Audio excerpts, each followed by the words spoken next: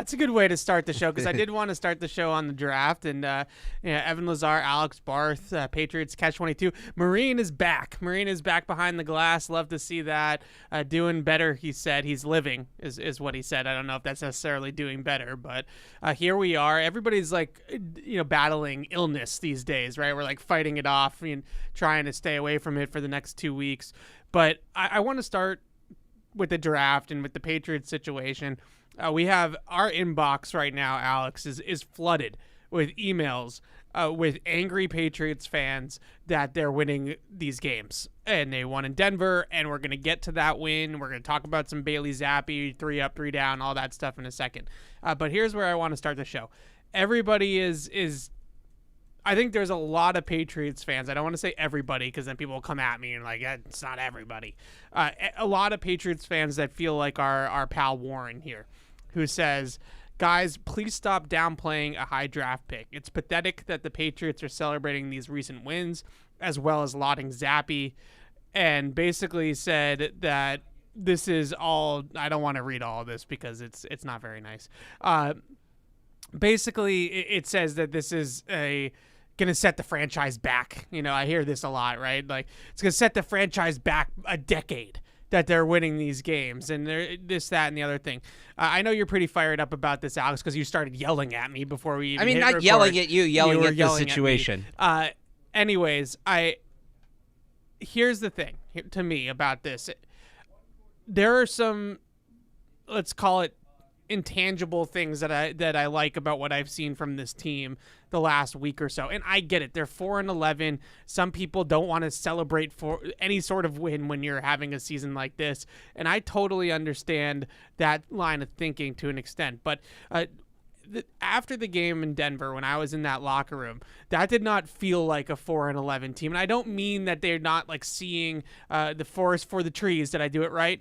I'm not saying that's not the case, but just there's a lot of competitive people in that locker room. There's a lot of competitive people. And I want to build a football team with competitive football players. I don't want to build a football team. I'm just going to call them out. Filled with Trent Browns. All right. I don't want that. All right. I want a football team filled with David Andrewses.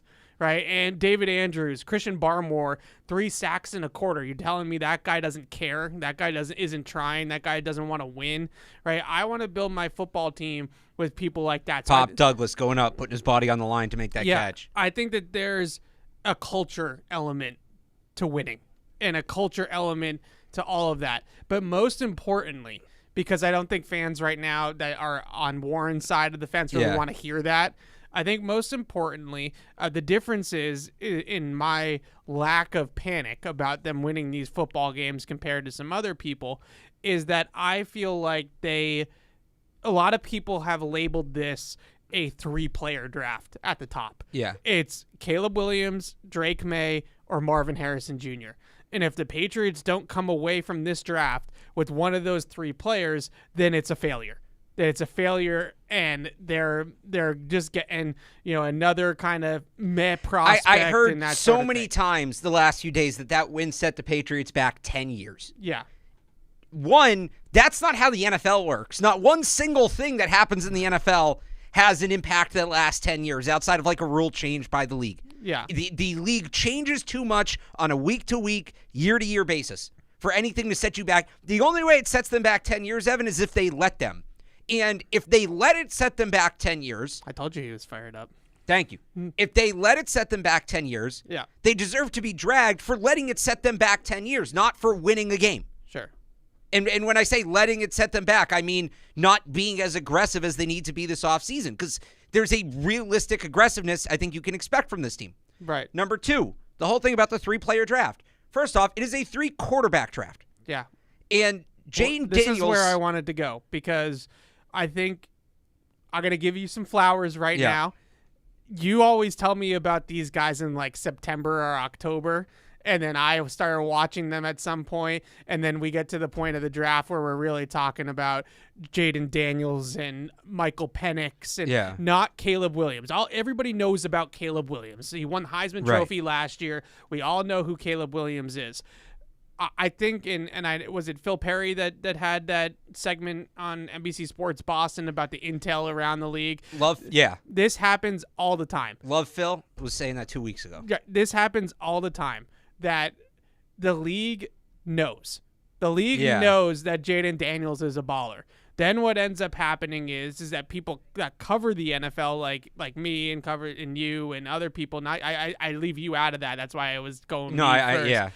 People that cover the NFL exclusively then catch up to the NFL, catch up to the scouting departments and the GMs and things like that around the league.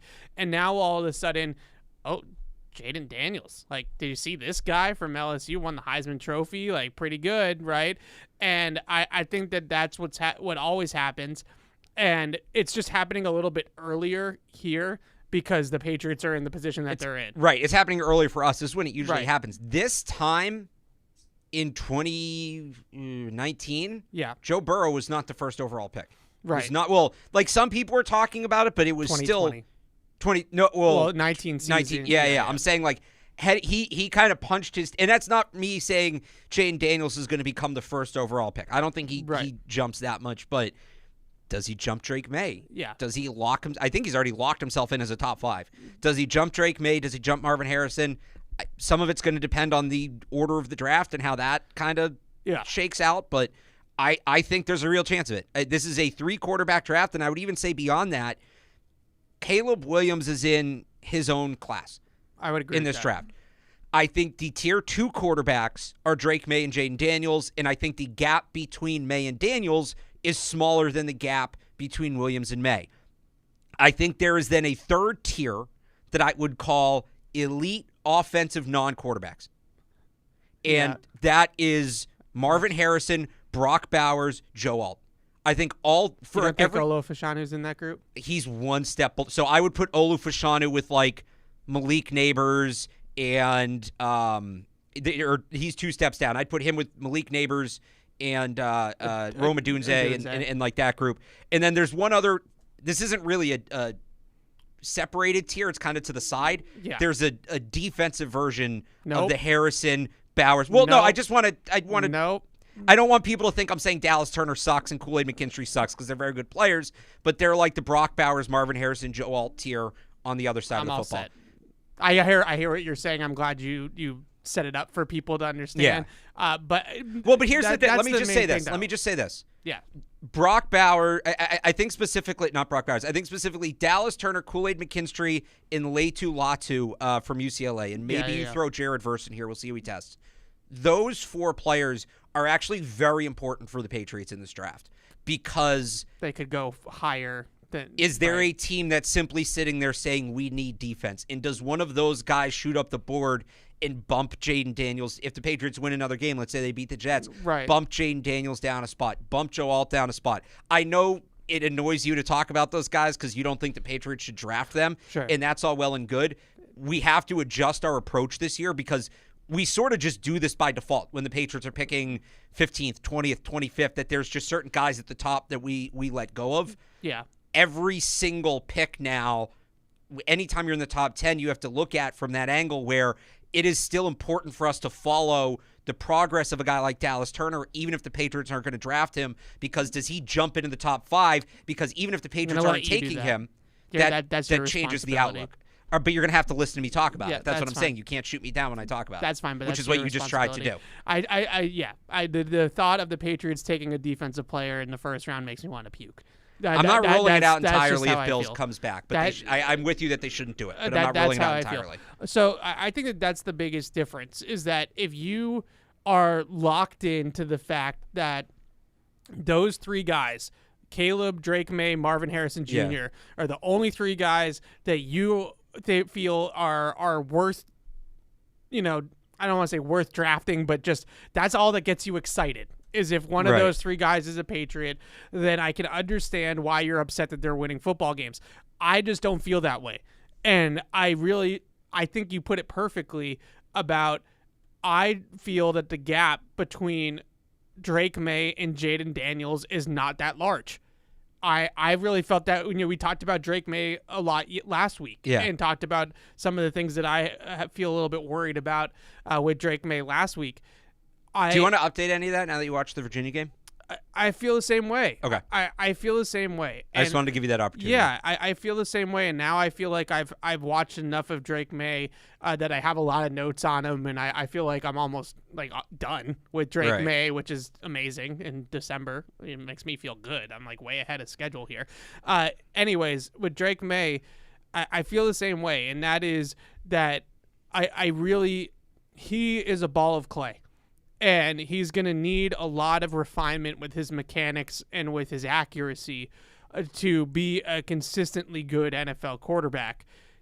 The flashes are phenomenal. Like the big-time throw ability, the mobility, the off-platform, all that kind of stuff is phenomenal. But he has some warts to his consistency in pocket mechanics that he's going to need to work on. Whereas with Jaden Daniels, I think that there are warts with him as a passer right now that exist just with his playing style.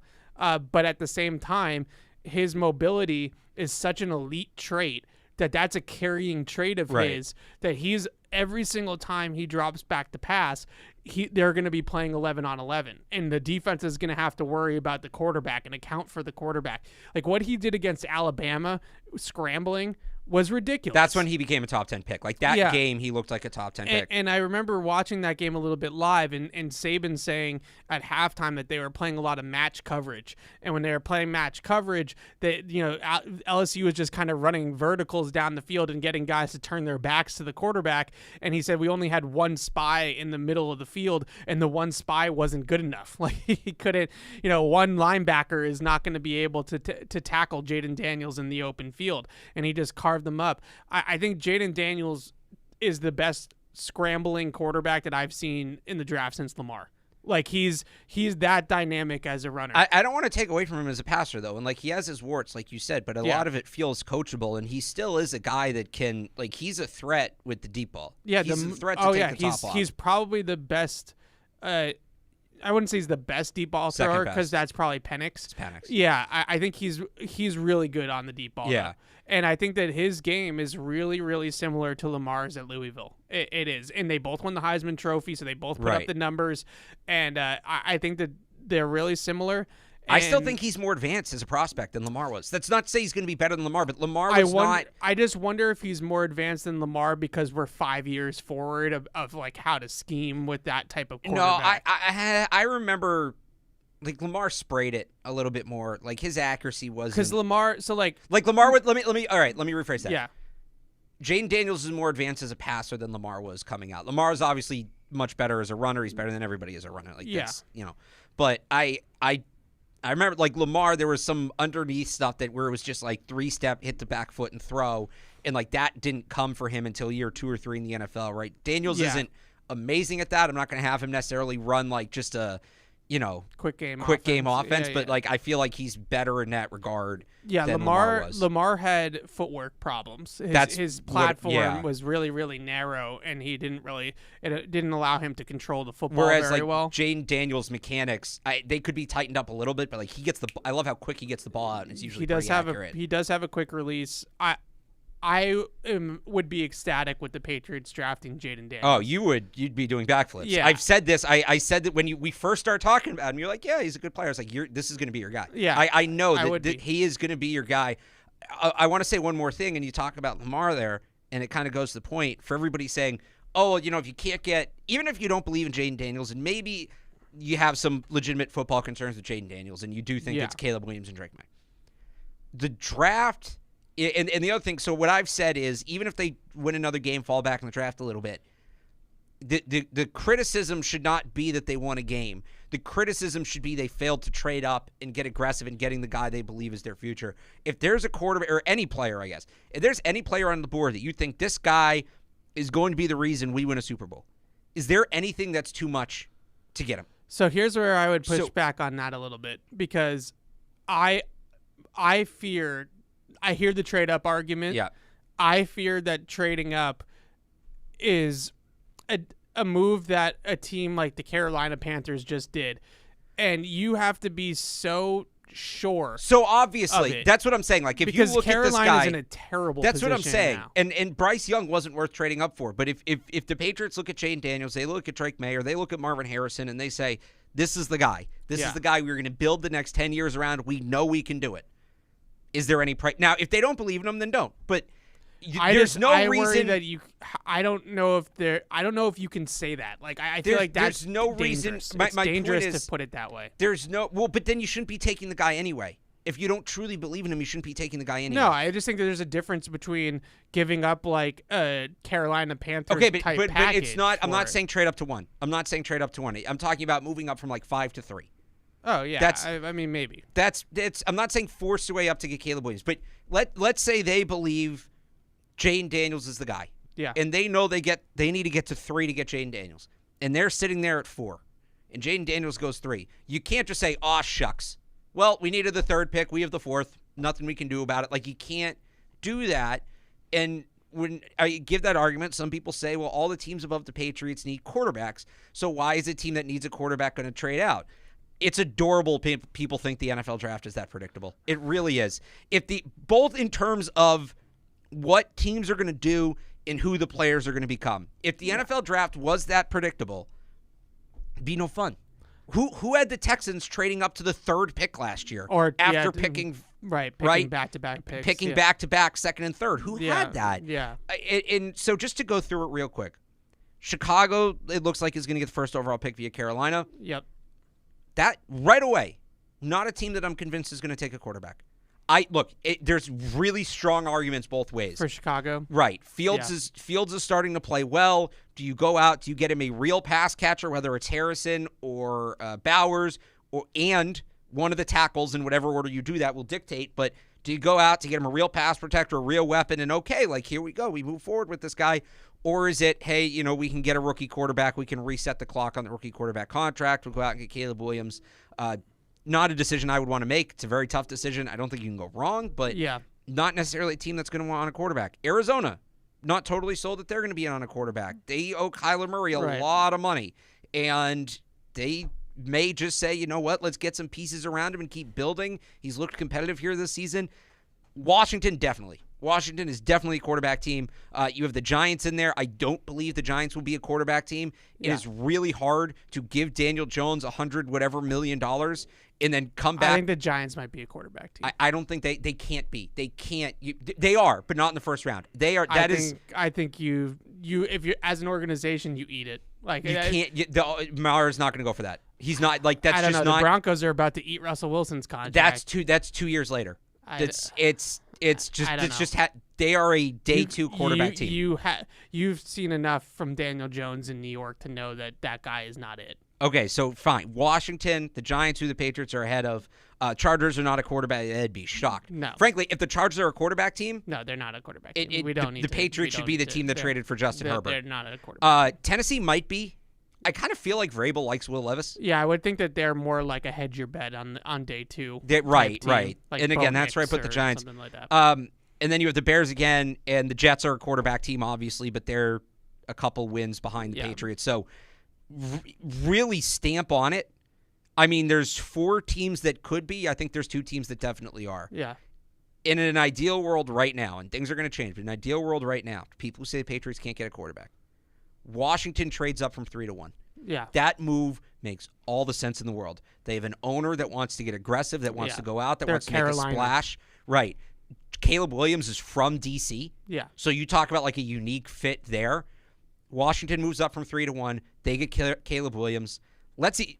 Drake May goes 2. Whether it's Arizona or it's another team trading up there, Drake May goes 2. We need a whiteboard for this. Chicago at 3. I'm Charlie Kelly with Pepe Sylvia. Yeah, we need like a graphic. Chicago down 3. Yeah. They're going to take either Alt or Harrison for Caleb Williams. And then the Patriots are sitting there on the board. Jane Daniels is there at 4. That, to me, is a very realistic situation. And I know people think, to bring it back to the original point, Caleb Williams, Drake May, Caleb Williams, Drake May. Patriots get Jane Daniels at 4. People should be doing backflips in the streets. Okay. I'm going to – and then I really do want to talk about the actual current team. The last thing I'm going to say is going to be an unpopular opinion, but I'm just going to say it anyways because as an offensive line guy, Alex – I have to say it. I have to tell you that taking the tackle is not a bad move for the franchise. It is. If let's say all 3 quarterbacks are gone, it's the move. I don't even. It's not even about that. Like, because you have to, again, I like Jaden Daniels, you like Jaden Daniels, but they have to like Jaden Daniels. You have to be sold on a guy like that. I'm not taking Zach Wilson just to take a quarterback, right? Okay, like, true. But that's my point. And I'm not saying that he's going to be Zach Wilson. I think they will like Jaden Daniels. Okay, but the point being is that I'm going to have an unpopular opinion on this. I really would strongly entertain the tackle. So, do you remember? Even over a quarterback. Okay, I wouldn't go that far. But do you remember a couple weeks ago, I said on Patriots Beat, Joe Alt over Marvin Harrison, and some guy called in because he couldn't understand it. Yeah. And I said, this is going to be a real conversation. Yeah. I'm with you on the unpopular opinion. Like, okay, maybe saying over a quarterback's a stretch.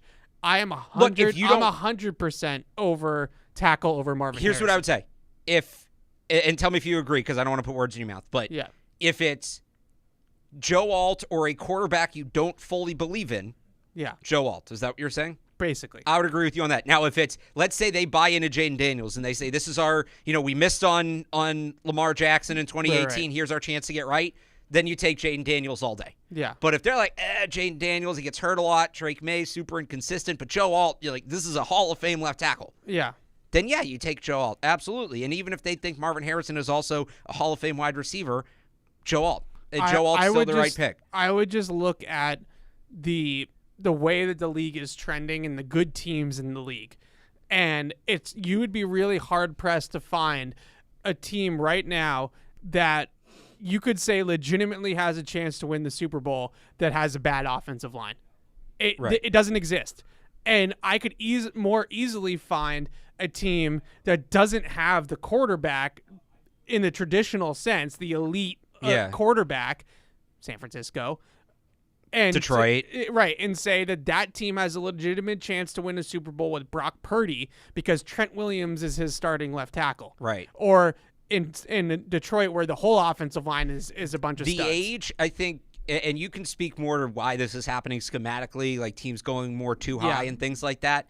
The age of get a dominant quarterback, he's going to throw for 5,000 yards every year. You're going to be in the AFC Championship game, NFC Championship game every year. It's trending away from that. I'm not saying that quarterback's no longer important. It still absolutely is. Yeah. But you are starting to see a trend back towards more well-rounded football. Yeah, and I just think that you need to be mindful of the fact that this Patriots team is not necessarily a rookie quarterback away from being a Super Bowl competitor. And I think but I think they're a strong offseason away from being like a potential 9-10 win team. Maybe, but I think that I would rather, and I think this is what they did in 21, and I think this is a big reason why it didn't work. In 21, they went for the instant gratification method. Right. They spent like crazy in free agency. They drafted a first-round quarterback, and it worked off the top, right? They win 10 games, they go back to the playoffs. I'm much more interested this time around in sustainability. Well, because they stopped. They didn't add anybody the next 2 years. Fine, but I really feel like, in general, they went for a quick fix. And I want a sustainable model. And I think building the offensive line, building out the pieces around the quarterback and all that type of stuff is still important. And I look at Joe Alt. I know that you like Joe Alt over Fashanu. I probably will too eventually. So but I think both of those guys are blue chip type prospects. They're very close. Fashanu probably has a little more ceiling, but like there's a little more variance and there's a little more risk. Where Alt, like you're getting a guy that's going to step in and he's going to be starting left tackle for 10, 15 years. He's going to make a couple pro bowls, might make an all pro team or two. Whereas like Fashanu might just be like an average starting tackle. He might be a perennial all pro. Yeah. But Alt there's has more variance with it. Alt has better size. He has more experience. He's been a cleaner player. The real difference for me is Fashanu had a really rough game against Ohio State, which is, I mean... not in pass protection. He allowed 7 pressures. Oh, did he really? Yeah. The guy hasn't allowed a sack in like 3 years. No, he allowed a lot of pressures, though. Yeah. I mean, he got Jack Sawyer and I blank Tui Alu, or I forget the other guy's name. Like, those are both top 100 draft pick. At like those are going to be right. Ohio State edge guys, right? We know how they are. He's certainly Fashanu is he's an athletic specimen, but his technique and things like that are a little bit more raw. Joe Alt is like your prototypical ready-made starting left tackle. Set it and forget it. Right. Whereas Fashanu has a huge upside to him because of his athleticism. So sorry, PFF Fashanu against Ohio State didn't allow a sack, but he allowed 6 pressures. Okay. So not 7. But he allowed 10 all year. Right. So that's the thing. It's like he allowed. That's the one bad game he had. But it's against, I mean, great. He blanked. He had a clean sheet against UMass. Okay, well, sick. Okay, oh my God, he played more than just UMass on that. But like schedule. they didn't really play. Like he allowed 1 pressure and had 1 penalty against Michigan.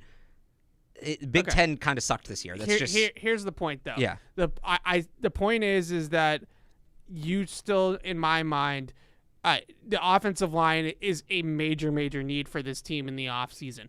And yes. It's twofold. One, I feel as though it's very, very difficult to build an offensive line through the veteran market. There's not a whole lot of surplus at offensive line. There's certainly not a lot of good offensive linemen, especially at the tackle position league-wide. Those guys don't move very often, and if they do, it either costs you a ton of money, like Teron Armstead, for example, in Miami, or it's via trade, like Trent Williams to San Francisco, right? Those guys don't come available too often. If you look at the free agent market that's slated right now at tackle, there's a pretty strong argument that Michael Onwenu, as a guard playing tackle, might be the best tackle in free agency this year. And he's best right tackle for sure. And he's your guy, right? Yeah. Like he's already here. We talked a ton about tackles in free agency last year. McGlinchey, McGarry, Juwan Taylor, right? Those types of guys. That was the year Orlando to get Brown. the guy. They probably should have done it last year, but at the same time, Mike McGlinchey just got his freaking lunch money handed to him by Josh Uche. Like he's had a bad year. Yeah. Mike McGlinchey with the Broncos, and the Broncos owe him a ton of money moving forward. So I think what you run into the risk of is that you're going to sign a tackle in free agency who's really like a C+ player, but you're paying him A+ money. You're paying him top of the market money, which I just don't think is necessarily good for business. So I think it's going to be really difficult to find the left tackle via the veteran market, whether that be trade or free agency. And looking at their situation right now, Trent Brown, I don't know if Trent Brown's going to play another down for the Patriots. Can I be honest with you? Yes. It would not be the most surprising thing in the world to me if Trent Brown came back. I don't think he's going to, and I would. I would be absolutely floored. I think. Here's the way it plays out because it's the way it's played out the last few years. I've defended Trent Brown a lot because I think when he's locked in, he's a starting caliber left tackle, and those don't grow on trees. Let me be fair. This is a critique of the Patriots. This is not a defense of Trent Brown. Okay. They're going to get to free agency. Like they clearly won't address tackle in the draft. They won't do it at the top of the draft. They don't want to do it. They're going to get to free agency, and they're going to see Tyron Smith, and he's going to want a lot of money, and they're going to see Jonah Williams, and he's going to want a lot of money. Yeah, I mean, I don't even like Jonah Williams has all sorts of flaws. I don't even know. But my point is like Trent Brown's going to get to free agency. He's going to be asking for top of the market tackle money. He's not going to get it because the way it ended here. At the end of the day, it's going to be last call. There's going to be 2 people left in the bar. They need to move on from people like Trent Brown. The Patriots see a starting caliber tackle. They don't have to pay starting caliber tackle money, and Trent Brown sees a team that's at least willing to come close to his number, even if it is a value deal for the team. They're made for each other. It is a toxic relationship. That's how he came back last time. They need to move on from people like Trent Brown. So those types of people with that type of attitude, like he's not. I know, but he's an affordable starting caliber tackle. He didn't play. I agree with everything. Just wait. Okay. He didn't practice yesterday. Yeah. We get the injury report. What does it say? Illness, my ass. Right. Like get out there, Mike Reese dude. kind of had a cryptic tweet that suggested it was a slap on the not wrist. only that, but he plays 25 snaps in the game on Sunday. Yeah. He's moving at half speed. Like everybody else is moving faster than him, and it's not because he's 380 pounds. It's because he's not trying. So again, he's literally stopped playing in the middle of the play with Tyquan Thornton on the jet sweep. If he throws a block, Tyquan Thornton might score. And he just stands there. I'm done again, with it. I would not bring him back. They should not bring him back. I would much rather them just go with a younger guy, even if they don't draft it at the top of the draft. Like draft Matt Light, draft somebody in the second round. Patrick Paul. I'm not saying I'd bring him back. Let me be clear about that. For all the reasons you just said, they need it's a more not complete plan we of tackle. Can't say, this might happen. They've gone year to year. All right, so do you want PFF's top free agent tackles, by the way? Yes. Because this helps your Joe Alt argument. Yeah. Number 1, Tyron Smith. But he's like old. Yeah, he's like 40. Number 2, Trent Brown. Oh my God. That's the number 2 tackle available. And by the way, I think that's correct based on the rest of this list. Yeah. Number 3, Mike Onwenu. Yeah. But because he only plays right tackle, right? That's why he's below. I do think at this point he's a better option than Trent Brown. Number 4, Mekhi Becton. Oh my Number God. 5, Jonah Williams. Number 6, Austin Jackson. Number 7, Donovan Smith. Your number 8 tackle available, Evan, Jermaine Illuminor. Number 9, George Fant, who's going to retire. He's like, 38? Yeah. This is my point, And number 10, Josh Jones. No, I wanted to give this to you to help you make your point. This is my point. Like, where are they getting the tackle from? Just to be fair, next up, Isaiah Wynn. Yeah, where are they getting the tackle from? And on top of the fact that the free agent market stinks, maybe some veteran tackle, a team, has like a Teron Armstead situation where the Saints had to move money and it wasn't going to work, and they end up moving on from Teron Armstead and he goes to Miami.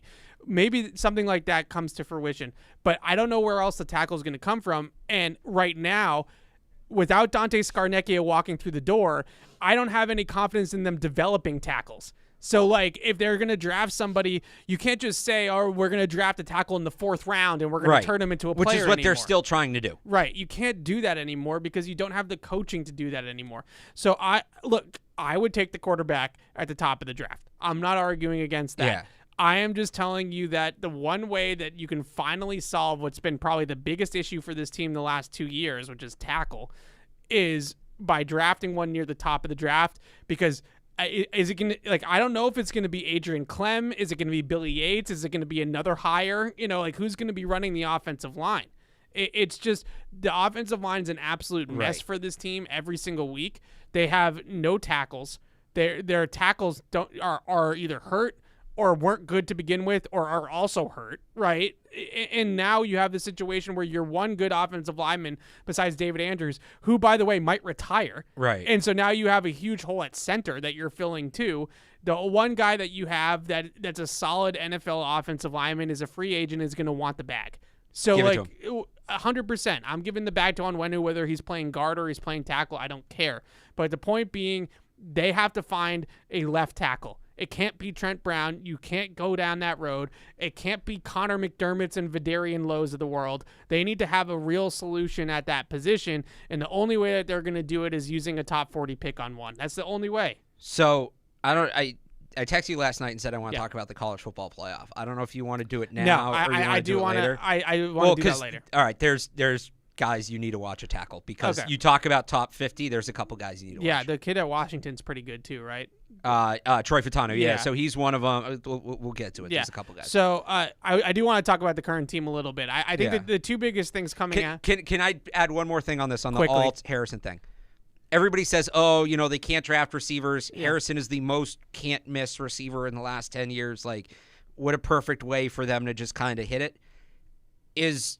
Let's say it's the same regime back coaching. It's Bill Belichick with Bill O'Brien, Troy Brown's wide receivers coach. Right. And everybody kind of says they're Marvin Harrison proof, right? Like Marvin Harrison is so good it won't matter. Yeah.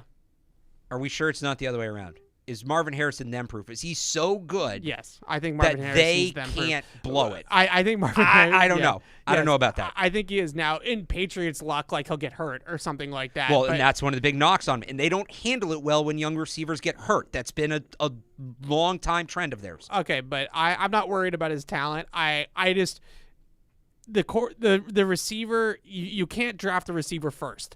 It's just not the way that the order of operations works. You're going to draft Marvin Harrison Jr. He's not going to have a quarterback to throw him the ball. He's not going to have an offensive line to block for the quarterback. So, even if it's a Bailey Zappi type guy who might be able to get him the ball with some protection, you're not going to have the protection. So you're going to have Marvin Harrison Jr. standing 30 yards down the field, frustrated as all hell because he can't get the ball because the quarterback and the offensive line can't get it to him. What good does that do? And I get there's an adding talent argument and maybe, long term, eventually you have the quarterback and you have the line and now all of a sudden you have Marvin Harrison Jr. I get that. But now we're looking at it as Marvin Harrison Jr. is going to reach his potential in New England, and you're like 3 or 4, and now we're going to have to pay him, and now we're like already kicking that can down the road. I know you want to get off it, and I keep saying one more thing, but I think it's important for this argument. I think it's good people hear this. You talk about, all right, even if you don't take Joe Alt, you still need to get the tackle like later on, right? And yeah. The tricky thing about this is you can probably get the tackle, whether you trade back up late in the first, you take him with your first, second. Like, there's going to be a couple good tackles on the board there. That's it. Yeah. The depth in this tackle class, the guys that are going to go on day 3 in this class, a lot of them would be undrafted in previous years. Like, it's just not a deep class at all. Wide receiver, on the other hand.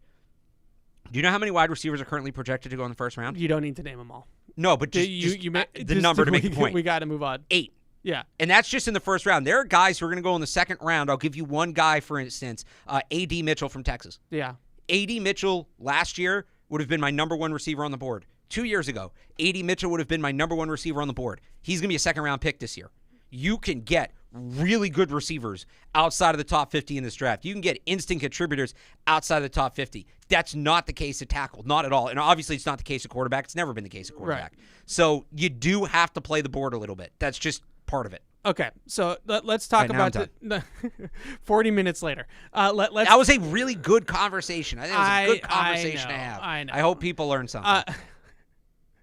Very. Never mind. No. Don't like. Well, actually, people now. All right, people don't like that. Okay. No. Like, what were you gonna say? No, that's what I was gonna say. Like, don't put your nose up to everybody that's upset. Okay. Anyways, let's talk a little bit about the current team. I think the two main things coming out of this game that we have to discuss are basically, is your mind changed? Does any of this, like, 2 out of 3 wins, and like, let's just take all the feelings about the draft out of it for a second and just look at it in a vacuum. Does it change your mind about Bill Belichick? Does it change your mind about Bailey Zappi? Because that's I think in the here and now, that's like the questions about the team. No, it doesn't. They scored 19 points on offense. Yeah, I know. And they were like 3 of something on third 3 down. 3 of 13. Well, 8. I'll even give them 8 credit. 3-and-outs or 7 3-and-outs or something. Give them credit. They were 3 of 12 on third down because the 13th was when they clocked the ball. So okay, you don't need to pick that up. But no, because again, it's not move on from Bill because the team is a 10-loss team, 10-plus loss team in 2023. It's move on from Bill because the roster has fallen into such a state of despair that this is where they are. I still believe Bill can coach them. If anything changed, I feel stronger about that fantasy world that's not going to happen, where Bill basically goes to Robert and says, you know what? Have somebody else build the roster. I'm going to Nantucket. I'll see you for OTAs in May. Like, right. I want that even more now, but that's not going to happen. But I don't want it enough where I'm willing to stick with Bill Belichick as the GM. I still think they need a fresh voice. Yeah. Because you still saw the issues with the roster that have compounded over the last few years flare up in this game, even though they won. Yeah, I feel like there is something to be said for the fact that at this point, they're also just playing worse teams. Right. Like Pittsburgh, Denver, like they're not the Eagles, right? Like they're not Miami in week 2, Dallas. Well, when the losing really started to permeate. I would just say that with Bill, I would agree with you that the ideal situation is that he stays on and coaches and hands personnel off to somebody else. I just don't know how. But truly does it, not symbolically. Like he leaves. But I don't know how we realistically execute that, because ultimately the personnel guy, let's call it Adam Peters just for argument's sake. Right. Adam Peters is going to draft a player, and then he's going to hand that player to Bill, who's then going to coach him, develop him, and then put him in a role. And Bill's roles and Bill's vision for his football team is not going to change. Right. So Adam Peters can go out and he can draft a 4-2 receiver like the Patriots did with Tyquan Thornton, or he can go out and he can draft a Marty Mapu, and Bill is just going to play Marty Mapu at safety, and he's going to bench Tyquan Thornton because he can't run routes. Like that's just going to be, that's it. That's what's going to end up happening.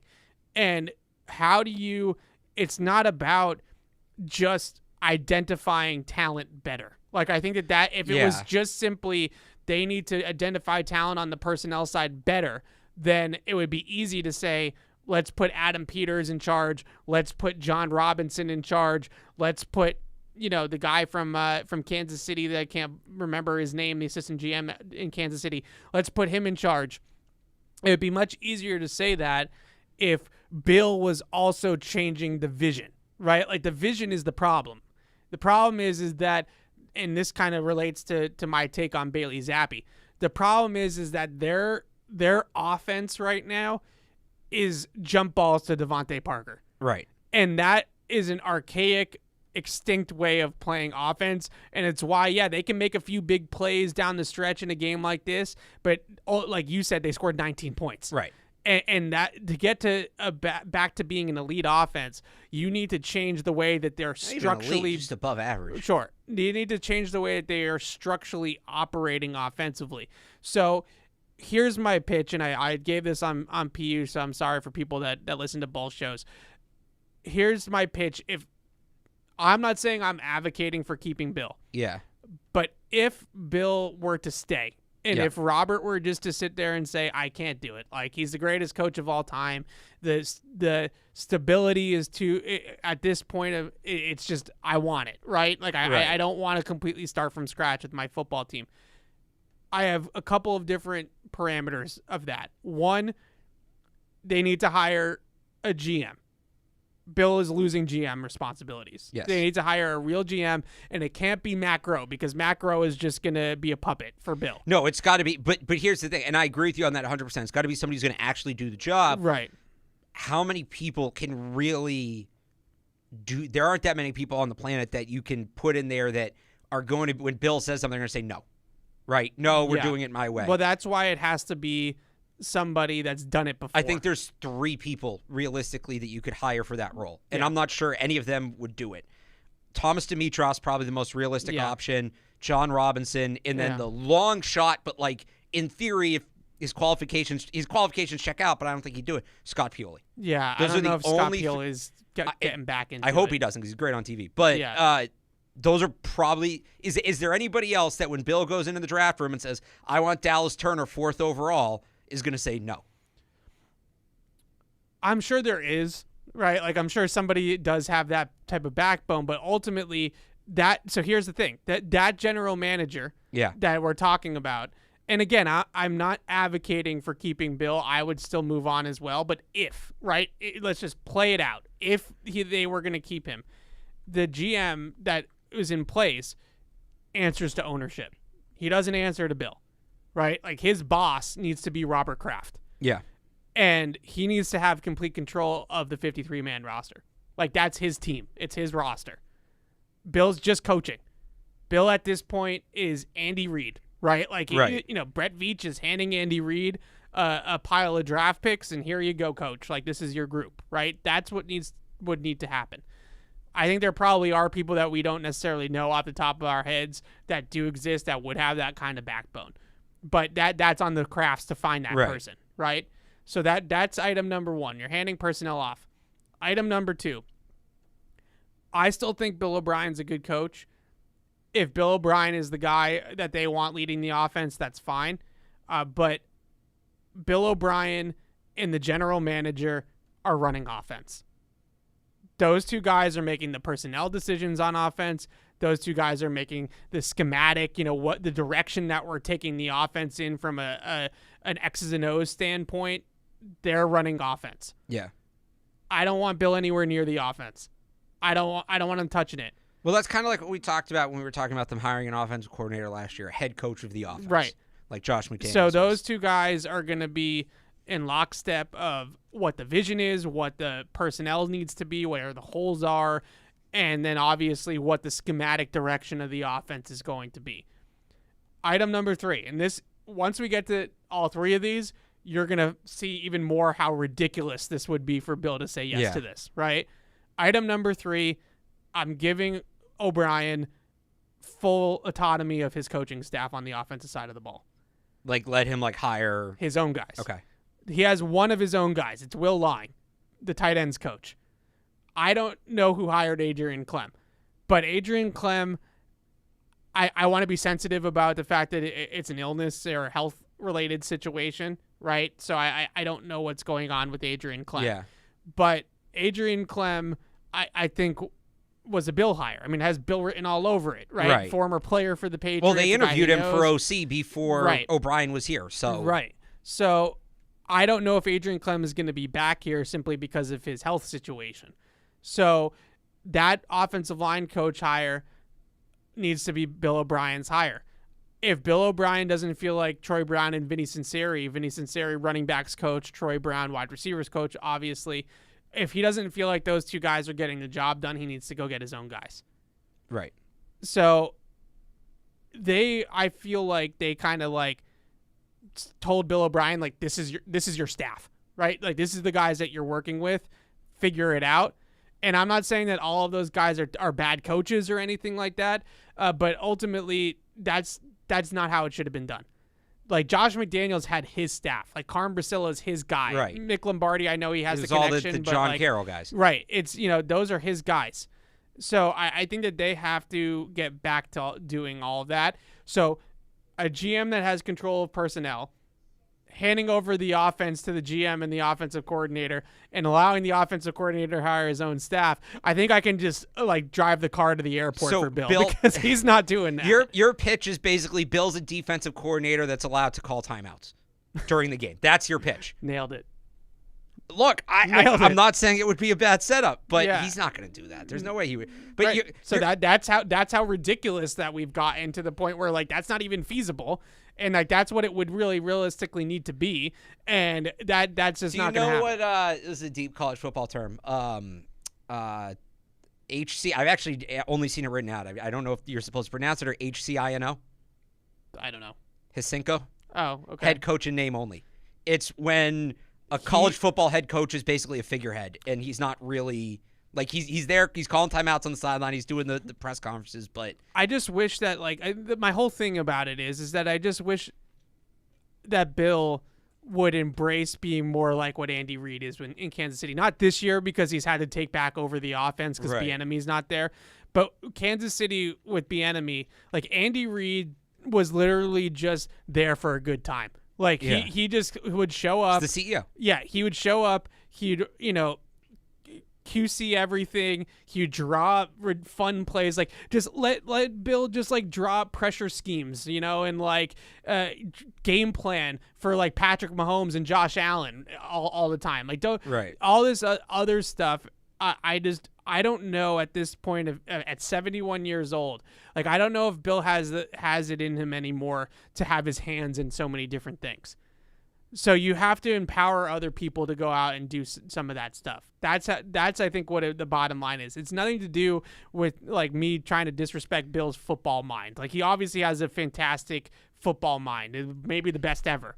But I think at this point in his life, he needs to allow some other people to do some other things. And I just wonder if he could just embrace that type of role of Andy Reid, Pete Carroll, like these other guys that are just kind of out there and they're making sure that it's a tight ship. They're making sure that the game plan and everything is getting done the proper way, and then they're also just having fun with scheme, right? Right. That's all the like crazy crap that Kansas City does on offense. All that stuff gets cooked up in Andy Reid's mind because he's not focused on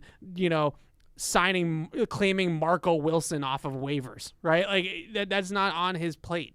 Like that type of, Nathan Rourke, like that he's not worried about that kind of stuff. Whereas with Bill right now, it's all on Bill. Everything is on Bill to do it all. And I think at this point, maybe he's at his age, he's stretched too thin. And I don't think that that's a realistic scenario for him to accept that. Maybe if they really feel strongly about bringing back Bill, maybe he accepts like 2 out of 3 of those things, right? Instead of all of it.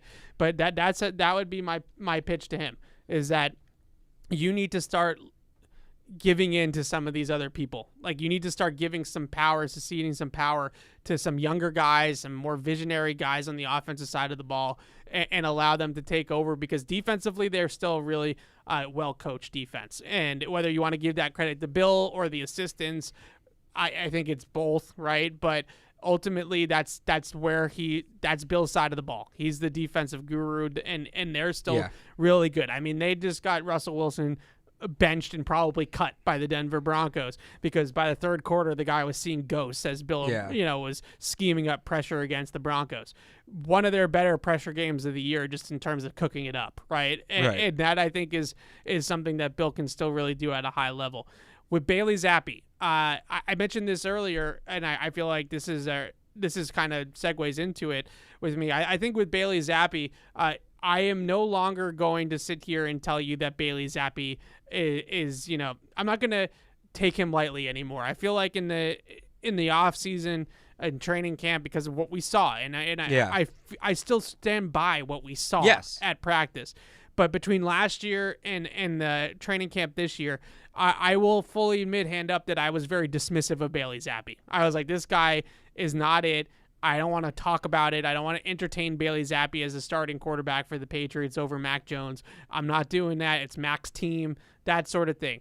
I'm opening my mind up to embracing the FIVA, right? And embracing Zappi a little bit.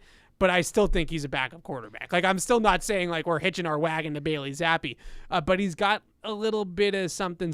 Like, he can move around a little bit.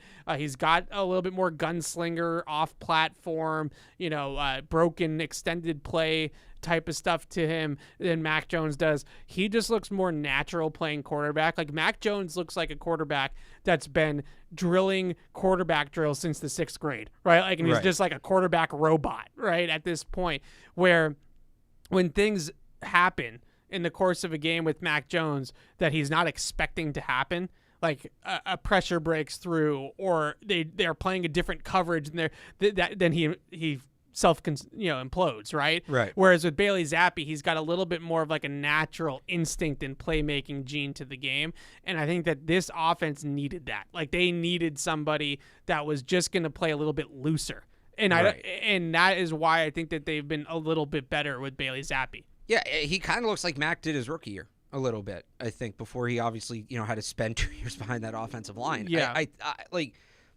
A big question this week has been, would the Patriots be better if Bailey Zappi had started from week 1?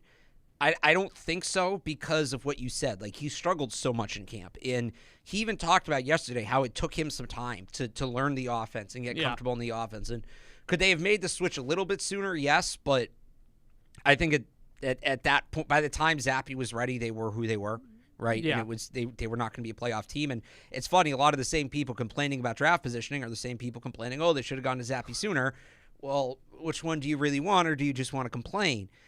I think with him, and this is a perfect year to talk about this, I think people think that it's like, for example, in Cincinnati, that Joe Burrow has this like vastly different skill set than a guy like Jake Browning has. Yeah. And that's not necessarily the case. It's the biggest divider between a guy like Joe Burrow and a guy like Jake Browning, or a guy like any of the other, like when you have the class of like the Kirk Cousins, right, in that group, and the starters who've gone down this year, and Deshaun Watson, and then you have like Josh Dobbs and Jake Browning in that group. It's consistency. Yeah. Like, you don't get this far without being able to do some pretty spectacular stuff with the football. Just in any regard. To be a backup quarterback in the NFL, Tim Boyle had 5 touchdowns, 13 interceptions at UConn. He's in the NFL. Right. Part of it's because he's friends with Aaron Rodgers, but like, you have to be able to have some level of ability. The difference is, like, the throw Jake Browning made to T. Higgins the other week, outstanding throw. But Jake Browning only makes that throw 2 of every 10 times, 3 of every 10 times, right? Right. Whereas Joe Burrow makes it 8 or 9 out of every 10 times. That's the difference.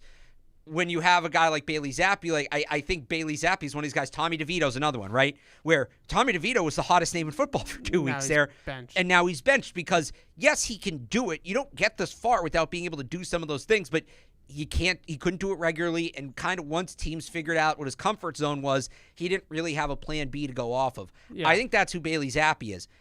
Yeah, he does have some abilities, and I do think he's going to be in this league for a long time as a backup, as a bridge starter. Right. I look at, a guy like Jacoby Brissett. When he came out in the draft, I compared him to Chase Daniel. Yeah, he's going to be around forever. Yeah, because I like right now I feel like he's like, Chase Daniel might be before some people that actually listen to our show. Yeah. Like Taylor Heineke is like another guy that I feel like is just going to bounce around as a backup quarterback and there's forever. absolutely nothing wrong with that, but you see it, the splits between the first half and the second half. Right. And even in that game, he had some missed throws, some missed reads. Yeah. It's just not consistent enough to be like, all right, this is the guy we're going to build around. This is the guy we're going to move forward I think consistency is exactly the word that I would use, or like sustainability, because I think you can see it just in games from one half to the other, or going back to like the Charger game versus this Broncos game. The biggest difference between the Charger game and this Broncos game was that Devontae Parker made the catches in the Broncos game. So against the Chargers, Bailey Zappi was 1 for 5 on deep passes. Against the Broncos, he was 3 for 3. Like that's the difference. And some of those were like, I mean, one of those ones, he throws it just to a spot, and Parker gets it. Like, I wouldn't say it's an outstanding throw. It's just Parker beats Surtain to the ball. Parker makes a play this week. Pop Douglas makes a play down the field this week. But there's a reason why those are called 50-50 balls, is because some weeks it's going to work and some weeks it's not. And we see that half to half with Bailey Zappi. We see that from the Charger game to the Broncos game. Like, you can see it in tangible evidence of one half it works against the Steelers, the second half it doesn't work against the Steelers. And I feel like that's the way that his game is right now. So in order for me to really be like, this guy deserves a chance to compete next year for the starting job, I need to see his consistency, especially in the short game, which is where he's had issues in camp, and those issues have continued into the regular season. He had 3 or 4 opportunities to beat the blitz last week where they actually had it drawn up correctly. They had the hot and they had the protection going the right direction, and he just airmails the throw. Second drive of the game, he has Pop Douglas in the flat, and he just rushes the throw, and it's nowhere near him. He had Pop Douglas later on in the game on a 0 blitz, and the throw was nowhere near him. Right. The play to Zeke in the flat, they ended up hitting it for the touchdown later on. It was a tough catch because the ball placement wasn't perfect. And it was an open throw against a blitz that all he's got to do is put it on Zeke Elliott there, and it might be a touchdown, and instead it's a drop. And like those little things like that, if he can clean that stuff up and he can be more consistent, he went to the podium yesterday and he brought up the Pharaoh Brown play down the field that he felt like he missed. You're going to miss some reads like that in the NFL. It happens you were a little bit sped up. The ball came out a little bit sooner than you wanted to, but once the ball comes out, everybody's converging on Zeke Elliott, and now all of a sudden it looks like Pharaoh Brown is wide open down the field. I'm not going to knock him for all those those types of misses, the reads as you would put it. It's more the throws that are an issue. Like when he gets blitzed and he's got Pop Douglas, and Douglas sits down and is right, 5 yards away from him, and he throws it all the way over here. Like, you can't have that. Like, he's got to be able to make those types of throws. And the other thing is, and I think the reason maybe so many people are high on him, because he does look much better than Mac Jones, obviously. Yeah. And he's more confident and poised than Mac now. But the other part about it is, and this is like, better than Mac Jones can't be the bar. It just can't. Yeah. Like, that doesn't mean. Yeah. Right. And I think one of the big differences is Mac would get a rusher in his face and he'd throw a pick. And he would or a turtle. He couldn't. Well, no. But here's my point. He couldn't get. There were too many times where he couldn't get the ball out of his hand fast enough. Yeah. And I think Bailey Zappi, he's getting sacked a lot. Yeah. And I think he's turning a lot of those into sacks. So it looks better because he's getting sacked instead of getting picked, and maybe they go 3 and out. But hey, he's not throwing all these interceptions. Yeah, I mean, his turnover-worthy play rate is lower. Right. And their explosive play rate has skyrocketed. But I'm saying, like, his turnover-worthy play rate is lower, but he's taking a ton of sacks. And it's, now can you go get the guy that instead of turning those empty rushes into sacks is going to be able to break away and do something with it? Like, that's the next step. I think that he's done that a little bit too, though. Like, his pocket mobility is definitely a little bit, but not. I still think that there's times where he's just holding the ball way too long. Maybe. I feel like his pocket mobility is probably his best trait. Like, his ability to bounce around the pocket and move off his spot and reset. Like, the throw to Pop Douglas, he has the rusher coming off the edge and he just steps through the pocket and makes the throw. I thought his best bit of pocket mobility was the little check down to Zeke on the game-winning drive. Vidarian Lowe gets spun around by the edge rusher there, and he's able to just kind of bob and weave out of the sack and then just make a little check down. That's a 5 yards that, that makes it a 60-yard field goal instead of a 56-yard field goal. No, you're right. You don't think there's still some like real deer in headlights moments with him? Not in this game, no. Maybe a little bit in Kansas City because they had Kansas City, I thought, a lot of the issues that they had with picking up pressure were pre-snap mental things, right? Like setting mic points and things like that. And there were guys that I don't think he expected to be free that were free, like on the corner blitz. Like he didn't expect the corner blitz to come. And so he's, standing there and it's coming off his backside and he just never sees it coming. Right. And so those types of plays, I see that. But I think that his ability to move around the pocket, even with Mac at his best, I think is significantly better than Mac Jones. Yeah, but again, like that's not the bar. I still just think it's been the year of the backup quarterback, right? All these guys having their 15 minutes, Josh Dobbs, Tommy DeVito. Yeah. Outside of Joe Flacco, which is its own thing. Yeah. I mean, I feel like Bailey Zappi, that's, he's having his 15 minutes right now. He's where Tommy DeVito was 2 weeks ago. He's where Josh Dobbs was a month ago. I couldn't agree more. He's got a 6-game sample size because he's going to start the last 2 games of the year, right? So he's going to have a 6-game sample size, and that's a lot bigger, obviously, than the 2-game sample size that we got last year. So in 6 games, that's almost half a season, or at least a third of a season. I think we're in a position where we can really say, is this a real thing, or is this a flash in the pan? He's going to play Buffalo, and then he's going to play a pretty good Jets defense the week after that. Those are a playoff team and a good defense. If he goes toe-to-toe with Josh Allen, now Mac Jones did in Week 7. He won a game against Josh Allen going toe-to-toe with him. So I'm not saying that it's something Mac has never done, but there's going to just, you wait. Like, there's going to be a groundswell of people that are going to really be like, why not Bailey Zappi? And I just wanted us to kind of lay out right now, why not Bailey Zappi? Like, what are the biggest reasons? All right, let's take some phone calls, and then we'll get to 3 Up, 3 Down. Patty's been hanging on. What's up, Patty? What's going on, guys? Can you hear me? Hey. Yes, we got you. All right. I'll take you off Bluetooth. So it's interesting what you guys were talking about as far as, like, the possibility of Bill coming back, because that's what I wanted to ask you. I mean, one thing we said, and I mean like the collective fans and what we talked about on PU before the season started, we said if this team's going to have a great season, then Mac Jones needs to take that next step. And it hasn't happened. So offensively, we're inept because the quarterback sucks. And they made the switch way too late, which who knows what would happen, but they probably would have looked very similar. That being said, if Mr. Kraft does bring Belichick back, and I don't see a scenario where he brings him back and he's not the general manager.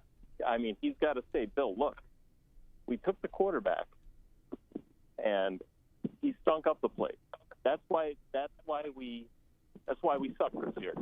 We have to take a quarterback. We have to take another quarterback.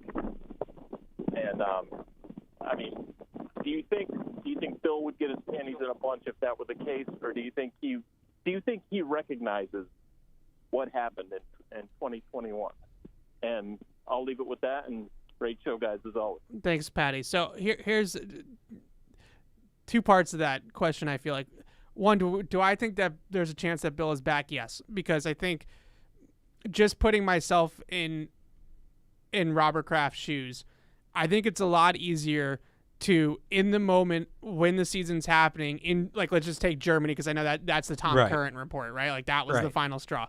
You're sitting there in Germany. Mac Jones and Bailey Zappi just threw picks on back-to-back drives to lose the game in what's basically a home game. A lot invested into that game in terms of the organization and all that kind of stuff. And it's just a terrible game, right? And you lose. It's a lot easier to come off of that and just say, we need to fire Bill, right? Than it is to get to January 8th. And Bill comes into your office to have that meeting that they have every single year of resetting, State of the Union, like, what are we going to do? And Bill's sitting across the table, like we're sitting across the table from each other right now, and to look Bill in the eyes and say, you're fired. Like, I think that's it. We have to just look at it from a human perspective and say that is to tell the greatest head coach of all time, a guy that's won you 6 Super Bowls, a guy that's had the unparalleled success that Bill Belichick has had here in New England, to sit across the table from that guy and say, you're out, I think is a lot easier said than done. So, yes, I think that there's a chance that they get cold feet about the whole thing. And I think I think winning games down the stretch is only going to help that. Yeah. And that I think is tough. To answer the quarterback question, I think that's going to be Bill's argument. I think Bill's going to go into that meeting and say, our quarterbacks stink. Like, that's what the problem was. The problem was that we don't have a good quarterback. Like, look at all these one-score losses. Look at all these losses because we turned the ball over like crazy. Like, you can talk yourself into, and I know a lot of the pro Zappy people have done this with Zappy, like flipping games, right? If you had better quarterback play, like you beat the Giants, you beat the Chargers, you beat the Colts in Germany. It's a lot easier to do that with kicker than quarterback. Right. Yeah, like all of a sudden you can talk yourself into, well, actually, like the rest of this roster, Robert, was really like a 9 or a 10 win team, but we didn't have the quarterback kept on shooting us in the foot, and that's how it unraveled on us. Like, yeah, obviously you're not going to flip the Dallas and New Orleans games, but the Raiders, the Colts, the Chargers, the Giants, that's 4 wins right there. That if you told me like you had Justin Herbert playing quarterback instead of Mac Jones, you could probably convince somebody that you could flip those games. And that's exactly what I think Bill Belichick is going to say. Well, the problem is I think he's going to say, and look, at the end of the year, Bailey Zappi stopped turning the ball over. I don't think he's going to go in and say, I need a new quarterback. I think he's going to say, Zappi didn't turn the ball over. That's the only thing that matters for us at the quarterback position. He doesn't turn it over. Let me get back at it. Let me keep building up this defense. Let me rebuild the offensive line. Here we go. Because, Evan, we've talked about this on the show. His whole idea is a dominant defense, an offense that just doesn't turn. They got shut out 6-0 by the Chargers, and he was talking about how the defense didn't get them good enough field position. Yeah. Right? The offense didn't score a point. He comes out and he blames the defense. Right. So I absolutely see that as a thing where he goes in, he basically says, all right, Bailey Zappi's not going to turn the ball over, so the offense will be what I need it to be. Let me keep adding to the defense. Let me fix the offensive line a little bit. I think there's a real chance if he comes back, you see the same offseason as last year where they add pieces to the defense, they tinker on the margins with the offense, and they just basically do the same offseason they just did around Bailey Zappi instead of around Mac Jones. That would, it's not what I would do. If Bill comes back, it would not surprise me in the slightest. I don't think that's on the table. I understand that we have to like realistically look at it. But we've talked about it. If you bring Bill back, you're bringing Bill back, warts and all. And why is Bill going to change? If Bill comes back, why is this year suddenly the wake up call that everything's going to be different? If at that point, wouldn't he just walk away? I don't know if it will be a wake up call that he necessarily has on his own. I think that has to be the agreement between him and ownership if there is a decision to come back. Just kind of like last year, I think that they thought hiring Bill O'Brien was going to fix everything. This year, I think that it has to be more personnel driven. So what's the one concession? So what's the one? So he gets one concession. Last year it was O'Brien. Is it the quarterback this year? Is it tackle? Is it receiver? I think it would be generally being more aggressive with adding offense. Like your defense is set. Right, like you have your guys on defense. If you want to, re-sign some of the guys on the margins, that's not going to affect our cap. So like, go ahead. If you want to re-sign Kyle Duggar, like that's probably the biggest money I would spend on defense. But I think it's gonna. At that point, you're just going to get tackles. You're going to get another running back, and you might get a tight end, and that's it. Like you're not. I don't think.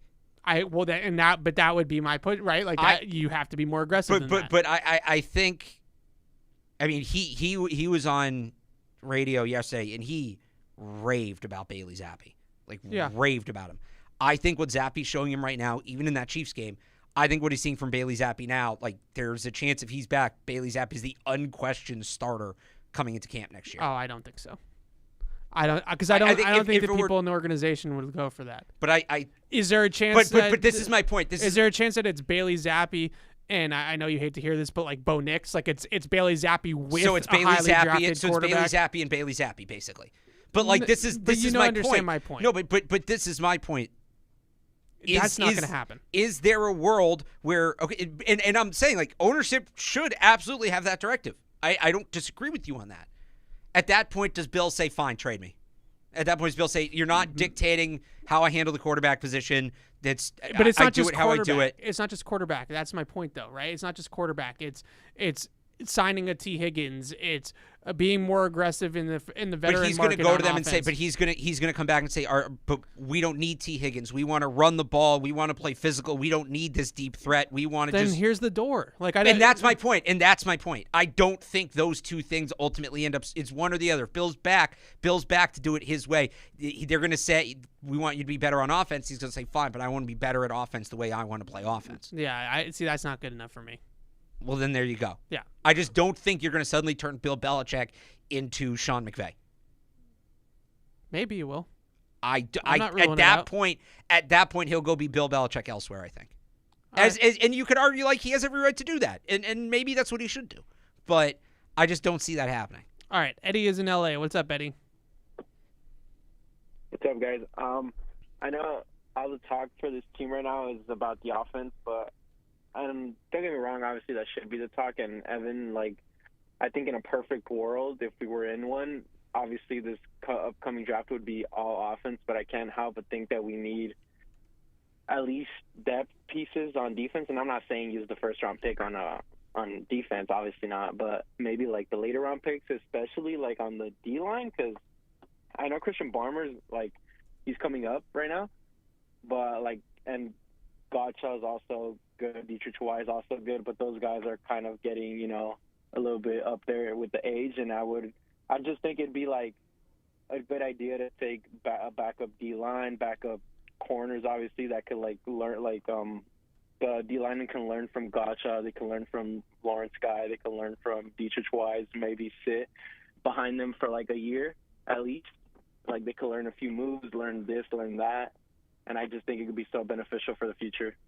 That's all I got for you guys. I'll let you guys talk about that if you guys want. Okay. Thank you. Thanks, Eddie. Yeah, I mean, look, you still obviously need to keep the cupboard stocked on defense, but I think to the defensive line point, that's what Keon White is here for. Right. Right? They drafted Keon White to develop him behind those guys. Am I going to be blue in the face about them taking a edge guy in the 4th round? Right. No. Well, you will be, but no. Yeah, you will. Well, it depends on what depends on what they do in the first 3, I guess. I think that there's one starting caliber kind of need on defense, and that's free safety. And that's where, not the first-round pick, but if they went there in the 3rd round, or top 100, top 150 pick, premium contract, that to me is the one big need, is a starting free safety. They're going to have a couple. Hang on, because I actually want to ask you something. They're going to have a couple other ancillary needs. They're going to need another boundary corner. They're going to need a 3rd rotational boundary corner. That guy you can get later on, or you can get in free agency. They're probably going to need another depth pass rusher. Here's the one really interesting one, and nobody's really talking about this right now. I think we touched on it briefly a show or two ago, but this is one of the first big, after whoever is making the decisions. First, they got to decide who's making the decisions. Whoever that is, one of the first big decisions that person has to make, and this is a tough one, is what to do with Matthew Judon. He is going to be 32. Yeah. He's coming off this injury. He has no guaranteed money in his contract next year. Yeah, the final year of his deal. He's going to want some money. He is going to want a new deal. If they trade him, they open up, or cut him, actually, it's the same. They open up $5 million in cap space. The cap space is that doesn't matter. They're going to have $100 million in cap space. Okay, but the point being, what do you give Matthew Judon a new deal? Do you see if you can get value from him? Do you trade him? Do you just outright release him to avoid the whole thing? If they move on from Matthew Judon, and let's say Josh Uche goes, now pass rusher is a premium need. Now pass rusher, and that's why I know you don't want to hear it, but if Bill's still in charge, I'm gonna jump across the table at you right now. 2 years ago, just what are we doing? Okay, so you're worried about what? That they're not going to be able to sack the quarterback now? They're going to be able to get to the quarterback. Remember 2 years ago when they had a really good starting left guard and traded him for no reason and then used the first-round pick to replace him? God, this is the problem with this team, though. And I think to Eddie's call, I hear you that they need to keep the cupboard stocked on defense. They don't have the luxury to operate like that anymore. They have immediate holes. Left tackle, quarterback, number 1 wide receiver. These are things that they need now. And maybe 5 years ago, 10 years ago, they could have operated in a scenario where they draft Nate Solder in the first round, knowing that he's probably not going to play because Matt Light is going to retire. They don't have that luxury anymore. This is where I'm worried. Where like Bill comes in, says, "All right, it's the year too early, year too late thing. We're moving on from Judon, and boom, I can get Dallas Turner and replace him." That's what I'd be worried about with Bill coming back. But that they can't think that way anymore. I know they can't, and that's why I said I'm worried about Bill coming back. But wouldn't that be if nothing changes? Wouldn't that be their approach? If old school. If I'm RKK, I am livid if they do. And something that's my like point. That. And that's my point. I fire him on the spot. But that lines up with their line of thinking. Here with that. All right, that thing aside. Yeah. Do you bring Judon back? I bring Judon back simply because I feel like this team, and this, other than identifying talent personnel wise, I think the bigger issue with this team actually hasn't necessarily been recently in the draft, the 2022 draft, aside. Right. It hasn't necessarily been solely talent evaluation.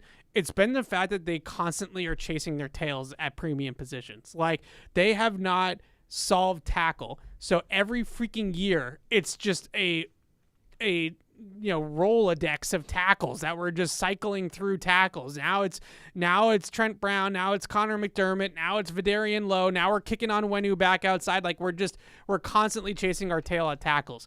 They're constantly chasing their tail at guard. Like, they just blew up their interior offensive line for no freaking reason. And now they're using a first-round pick on a guard, a fourth-round pick on a guard. On two guards. They're just going crazy, right? Because of a hole that they created. Wide receiver, they let Jacoby Myers walk. So then they have to pay Juju Smith-Schuster because they let Jacoby Myers walk. Instead of just adding to Jacoby Myers, we're constantly filling holes. And when you're constantly filling holes, your boat is constantly taking on water, and you're just trying to plug the holes in the boat.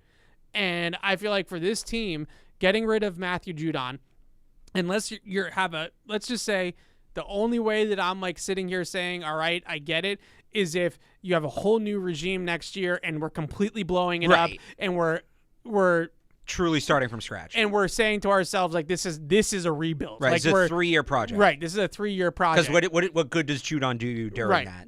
Fine, but I just feel like we're constantly chasing our tails at so many different positions, and they don't have the luxury at the top of the draft to do the year too early instead of year too late thing and draft guys like that.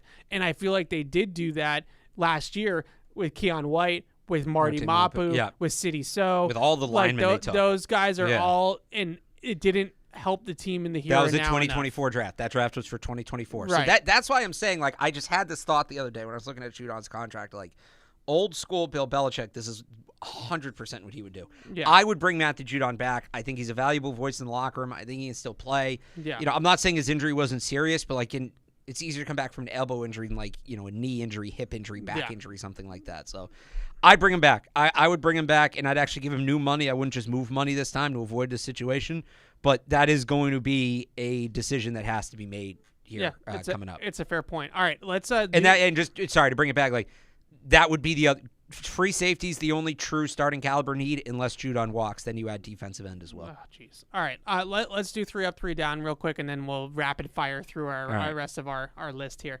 All right. I'll just get it out of the way. It's Barmore. I'll get it out of the way. Number one up is Christian Yeah. Barmore. Christian Barmore, I've seen some really good defensive games from Patriots in my time covering the team since 2018. A couple of those Stephon Gilmore games in 2019, his Defensive Player of the Year campaign come to mind. He just absolutely erasing guys out of games and things like that. This was up there to me. It was one of the best defensive performances I've ever seen in person, with my own eyes. Right? Yeah. I'm not talking about Von Miller in the Super Bowl in 2015 or Lawrence Taylor in the 80s with the Giants. I'm not talking about that. I'm just saying, in my time covering the team with my own eyes at the game, Christian Barmore, 3 sacks in the same quarter, 2 stuffs. I thought the very first turnover on downs after the fumble, he basically took over the line of scrimmage for 2 straight plays and was the reason why the Broncos didn't score on that drive. absolutely dominant performance. And I think we're at the point with Christian Barmore where I think we can call him a star in this league. He is a star player. He's been doing it all year long. And he's going to be a building block for this team moving forward. This is by far the most exciting thing that's come from this season. Yeah, is that they have a pillar, I believe, on the defensive line with Christian Barmore. He's finally healthy and he's playing super well, and it's fun to see. And this is the guy you saw coming out of Alabama that everybody was surprised he fell out of the first round. This is why, because the 3-down game-wrecking ability was apparent, and he really wasn't healthy his first 2 years, and now he is, and you're seeing it. Yeah, you get his run defense has just improved dramatically. He's stronger, I think, at the point of attack than he was before. I'm sure there's some technique things that he's fixed as well. I think that's being healthy, too. But he always had the explosiveness off, like his get-off and his lateral quickness and things like that. But now his ability to just, like, hold up blocks or run through blocks or that just the power in his upper body. He has so much more pop in his hands than he did early on in his career. Just a dominant game wrecker. I would encourage all Patriots fans to hashtag Pro Bowl vote Christian Barmore because he should be in the Pro Bowl. All right, number 2 up for me. Got to give it to him. Got to give him his flowers. I'm going to give it to Bailey Zappi. I thought Bailey Zappi wasn't perfect in this game. The fumble in the very first play of the game, I maybe would put like half of that on him for holding the ball a little bit too long, but I also thought that a good offensive line allows him to come off the first read and get to Pop Douglas over the middle of the field, but they don't have that kind of time. Other than that play, yeah, we can nitpick some of the missed throws that we mentioned earlier against the blitzes and, a couple misses there. But when you put up these kinds of numbers and you play the way that he played, and then you also have, the plays late in the game to win the game, I thought Bailey Zappi played one of the best quarterback games. Mac Jones against Buffalo is still the best quarterback game of the year, but I thought that this might have been the second best quarterback game of the year. Yeah, he was definitely good in this game, more good than bad, I think. Yeah. All right, who was your second? Miles Bryant. Miles Bryant bailed them out in this game, and him playing competitively against Cortland Sutton was early before Sutton got hurt was good to see, and just didn't leave the field. Made a number of big plays. I think if there's a game to point to or what Miles Bryant's value is to the Patriots, that was it. Put him anywhere. Heady, instinctive, exactly. versatile. Just always around the ball. I thought he was excellent. Yeah, his man coverage numbers are still terrible. Like I'm just gonna that's the one. Just don't have him man up guys on burners. He still can't cover anybody in man coverage. He's a safety. Well, I still think he's a safety. I still truly believe he's a safety. Yeah, he's a nickel. But he's like a nickel safety. He's not a nickel corner. Right. And there's a difference. Like nickel corners are guys that can man up slot receivers. He's not one of those guys. It's interesting because he's had a really good Patriots career and like kind of an upward ascension here with this being, I think, his best year. But he really probably belongs in like a zone defense. Like if he was playing in like a Seattle 3 system or like Fangio's like quarter half system, like he would be so much better. But because the Patriots play 40% man coverage, like he just has to play some man to man, and he's just not his strong suit. But he's a nickel safety and like a Fangio defense, and he'd be like really good at that. Like somebody like Chauncey Gardner-Johnson, for example, or along those lines. They have to play him in this spot, and it's not exactly like his best natural position, and I think that's a big reason why he gets picked on in man coverage. By the way, a little breaking news: Patriots move practice inside. I love that. Thank God I was not going out there. All right, third star. I kind of combined two guys here. Pop Douglas and Devontae Parker. I thought both those guys made some really high level plays that we haven't really seen the Patriots receivers make. Devontae Parker, for all of his warts and all of his issues and all of his limitations as a separator, going and making 2 big catches on Patrick Surtain, one of the top 5 cornerback in this league, and doing it with the game on the line late, that's ballsy. Like that's some gutsy play right there.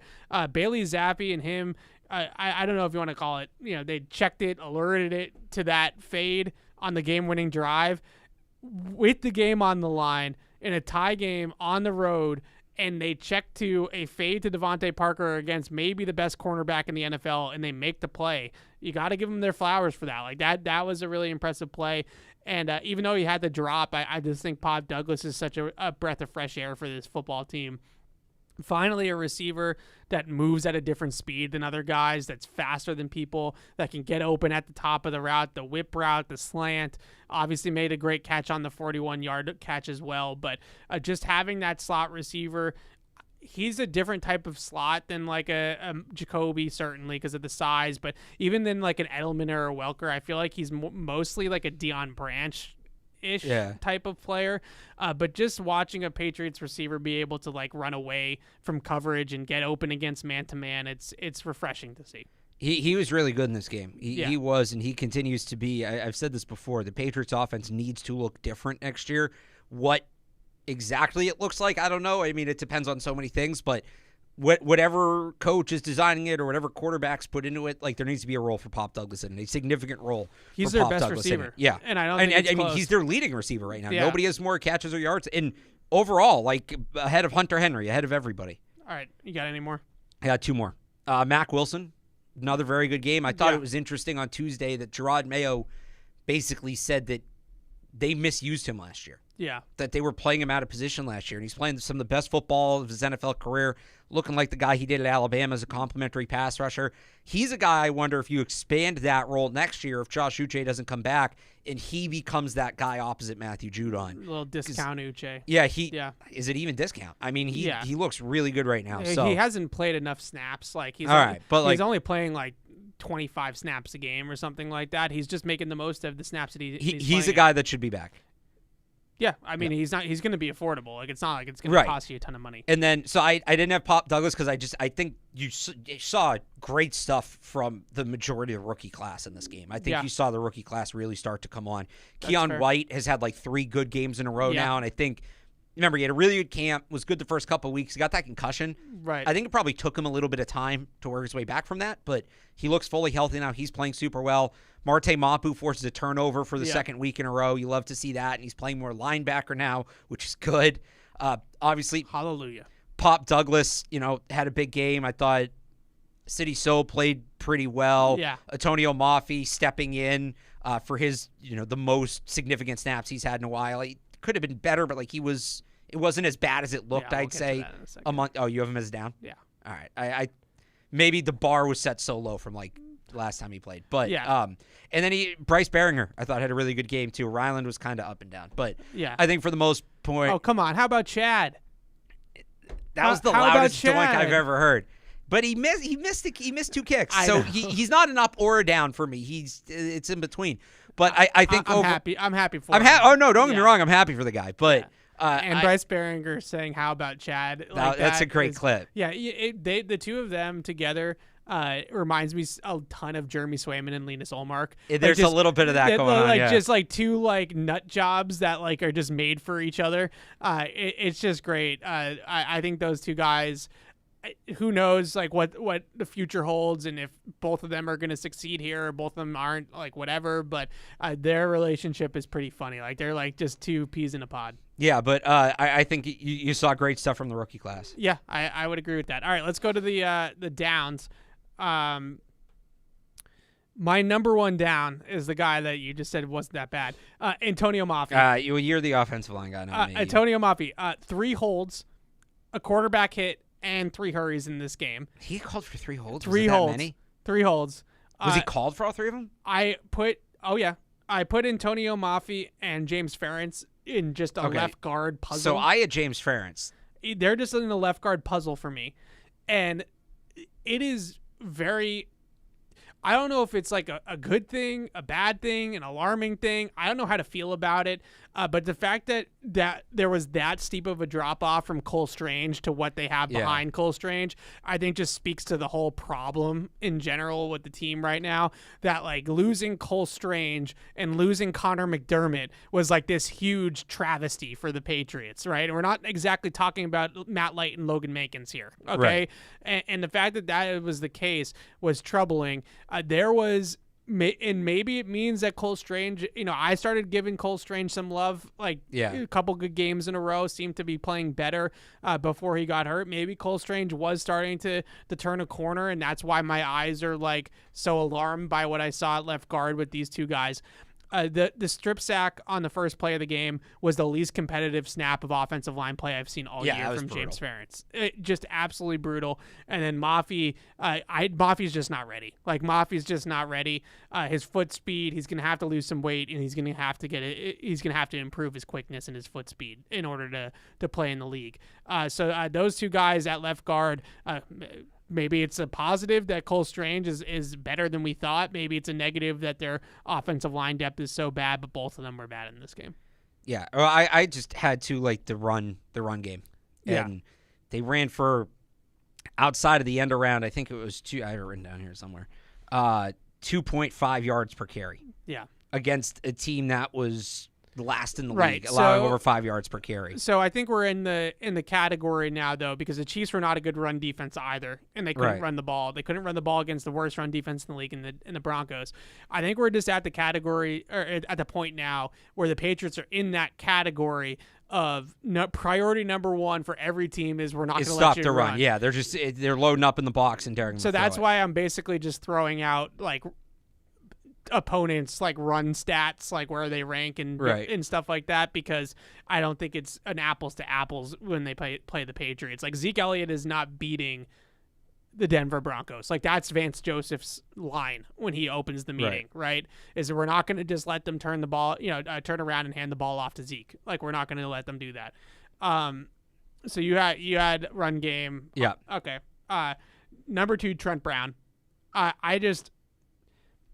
I think we can seriously say, and I know I've ragged on him a lot on this show, but I'm at the point now with Trent Brown where I like he should be done as a Patriot. Like, he shouldn't play again as a Patriot. A quarterback hit, a hurry, 2 stuffed runs to his side of the field, gave up on the Tyquan Thornton jet sweep, just flat out gave up, didn't play through the whistle. Yep. If Dante Scarnecchia was still here, I can only imagine Dante Scarnecchia. Well, I don't think Trent Brown would be playing like this if Dante Scarnecchia was still here. It's his effort has gone way down. I think his weight has gone up again. Like, I don't think he's as in good a shape as he was at the beginning of the year. He is a good left tackle, a starting caliber left tackle in this league when he's locked in. But he's a mental case. Like, you can't keep that guy on the bandwagon. Yeah. And at a 4-11 team, he's exactly the type of guy that's going to jump off, and that's exactly what happens. They just need to move on from that type of player with that type of attitude, and they need to have somebody like at this point. I'm almost like bummed out that Connor McDermott's on IR, because like I would rather just see Connor McDermott try his ass off for 70 plays than continue to put Trent Brown. Well, maybe you'll get that from Vidarian Lowe. Maybe, like I would just rather see that. Like at least the guy's giving all out effort. At least he's trying. Trent Brown is my second down. Who do you got? Brendan Schooler, Chris Board. Oh, they're my third down. Yeah, okay. Well, my third down, you're gonna roll your eyes at, but. Another missed tackle for Brendan Schooler on the big punt return. Chris Board, just a bizarre penalty running out of bounds. Yeah. They're still not good at kick coverage is still an issue. Yeah. The kick coverage is still a massive issue, and that's a group that needs to be. Get ready, people. They're going to have to sign special teamers this offseason because the ones they have now aren't good enough. So I actually kind of want them. It's not their main priority, and it shouldn't be the only thing they do, but they need to get some kick coverage guys in here because they're seriously struggling in that regard right now, and I don't see Matthew Slater coming back at this point. So the problem is that they're not just struggling within the margins. These are like back-breaking issues. Like a 52-yard punt return is a big deal in a game. Chris Board's penalty cost them 19 yards of field position. That's a big deal. Like those are yards that really matter and field position that really matters. I had them too as my third down, and if I had special teams guys on my down list, then it's got to be really bad. Chris Board signed to be a special teams ace. Yeah, I've only heard his name called when he's getting called for a penalty all year long, and I want to seriously ask you as the special teams guy on the program, what do they do with Brandon Schooler? Because he was this like Matthew Slater heir apparent, right? He's had a horrible year. Yeah, he's a guy I think that has to win his job in camp next year and win his job in the preseason. It's that simple. I'm not, he's not a roster lock next year. If we were to do roster projection for 2024, I probably wouldn't have him on there right now. Yeah, I mean, penalties, missed tackles. And I'll tell you, if it's a new coaching staff, he's gone. I just don't see how you keep him around. I think that his biggest problem right now is just undisciplined play. Like he plays fast, and you want him to play fast. He plays too fast. He needs to stop and think about what he's like. And Cam McCord kind of talked about it. It's just like, we like the high motor, but it has to be in control. He just plays totally out of control. Yeah, yeah. And in that, on special teams, playing that out of control is really bad, because that's how you're giving up 52-yard returns. It's all contained. It's all, you can't blow contain. Yeah, absolutely. All right, who's your last one? Sean Payton. I actually lost respect for Sean Payton. Me too, in this a little game. bit. And I kind of said it last week when we were talking about this game, that on film, I just wasn't overly impressed with the offense that they were running. Okay, I'm not talking about anything schematically. I get it. Their offense is boring. No, but I'm just saying, like, he's supposed to be this. Yeah. This, like, he's held to that Belichick mystique of offensive mind, and they're just like running this like boring dinosaur offense, and then I'm sure you have your like in-game reasons. Yeah, no, this is classic. You break down the scheme, and then I get all annoyed because, all right, first off, first and goal from the 6, you're gifted a possession. Yeah. One, offensive genius Sean Payton should score a touchdown in 3 plays. Yeah. But when he didn't, you take the points, dude. You take the points. It's a free position. The nerds aren't taking the points. You take the points. All right, we'll get to the. We were going to get to the nerds. Oh, we're going to. Don't you worry. We are going to get to the nerds. We couldn't do a show without ragging on the nerds. It's not possible. Late in the game, Patriots tie the game up. Broncos tie the game up. Force Patriots punt. They get the ball back. 1:42 to go. Start at their own 39. So you need to go 30 yards for field goal position. Like, not a massive ask. 1:42 to go. 3 timeouts. It's right in your lap. Yeah. And they come out with the most overly conservative offensive sequence of play calling. That screen that was, I don't know who designed that screen. Fire him. Sean Payton. That was brutal. That was absolutely brutal. They just sit on it. Alex likes nothing more than just trashing on coaches that he doesn't like. Like no, but here's the thing. I'm a big Sean Payton. Like, and now you don't have Brandon Staley anymore. Oh, we're gonna get to Brandon Staley. How are you gonna get to Brandon We're gonna get to Brandon Staley. Don't you worry. And I like Sean Payton. I like Sean Payton. I always like those Saints teams. Like, it hurts me to do this, but I have to be consistent. Yeah. They come out, I mean, am I wrong? With the most overly conservative, when you just have to go 30 yards with 3 timeouts, they're running the ball, they're throwing screens, nothing. They punt the ball away. And then the Patriots are content to go to overtime. Yeah. The and in that moment, there's a little less than a minute to go. They start calling the Patriots timeouts. only have 1 timeout. Yeah. Patriots run the ball, and they start calling timeouts. In that moment, and let's keep in mind, Patriots have nothing to lose. Those timeouts lose. Were brutal. Patriots have nothing to lose. The Broncos have everything to lose, and the Patriots are the only team that can win the game in that spot. They're comfortable going to overtime. Sean Payton says, nope, we're going to call timeout. It would be one thing if, like, the offense is humming and you want the ball back because you think you can go down the field. Sean, you just had a chance to win the game. You sat on it. Yeah. That was your shot. You don't start calling timeouts now. So he calls 2 timeouts. Yeah. Patriots are like, all right, fine, I guess, if you want us to win the game. Right. Boom. Fade shot to Devontae Parker, which great play by Parker and Zappi to wreck it. They go press man. Yeah. They go press man on 3rd and 5. Well, Vance Joseph having the time of his life. I mean, clearly, that's what he's doing. They go press man on 3rd and 5, Vance trying to Joseph get the game to go to overtime, and Bailey Zappi sees that, like, I guess. Yeah. Like, you can't, and it's a good throw, it's a good catch, but, like, hand the game to them schematically any more than that. Yeah. Finally get down the field. You have a kicker who is shaking in his boots, having to kick 56 yards on the road. Sean Payton doesn't call the timeout to ice him for whatever reason. But to call the timeout, here's the overarching point. Yeah. The Patriots are the only team that could win the game in regulation after the Broncos punted. Yeah. The Broncos gave up their chance to do that with that overly conservative offensive sequence. And Sean Payton calls timeouts with the playoffs on the line to give the Patriots a chance to win the game and essentially knock the Broncos out of playoff contention. You know what that reminded me a ton of, Evan? And I said it the second he called the first time out. Brandon Staley in 2021. You're kidding in me. The overtime bowl. You just okay. Do you remember that? I can't even get mad at you. No, but do you remember? Do you remember what Brandon Staley did in that game? Yeah. The Raiders are the only team that can win the game. They're in overtime. A tie sends them both to the playoffs. But if Poor one Brandon team Staley. wins, he doesn't even have a job anymore. If now one it's team still wins, shots. if one team wins, the Steelers get the other spot. The Raiders are Sachi is ready to go to overtime, and he's sitting there saying, "Hey, we're both going to go to the playoffs. This is pretty cool." And Brandon Staley, that idiot, starts calling timeouts, and the Raiders are like, "Fine, if you're going to give us another first down, we'll be in field goal range. I guess we can win the game." It was catching strays, Brandon Staley. It was the somewhere same. Brandon Staley's like sitting on a beach, and he's just like, Still trying to Why call am I- timeouts. why am I- Still why am I trying to still call catching timeouts. Still strays not from this defending kid? the run game.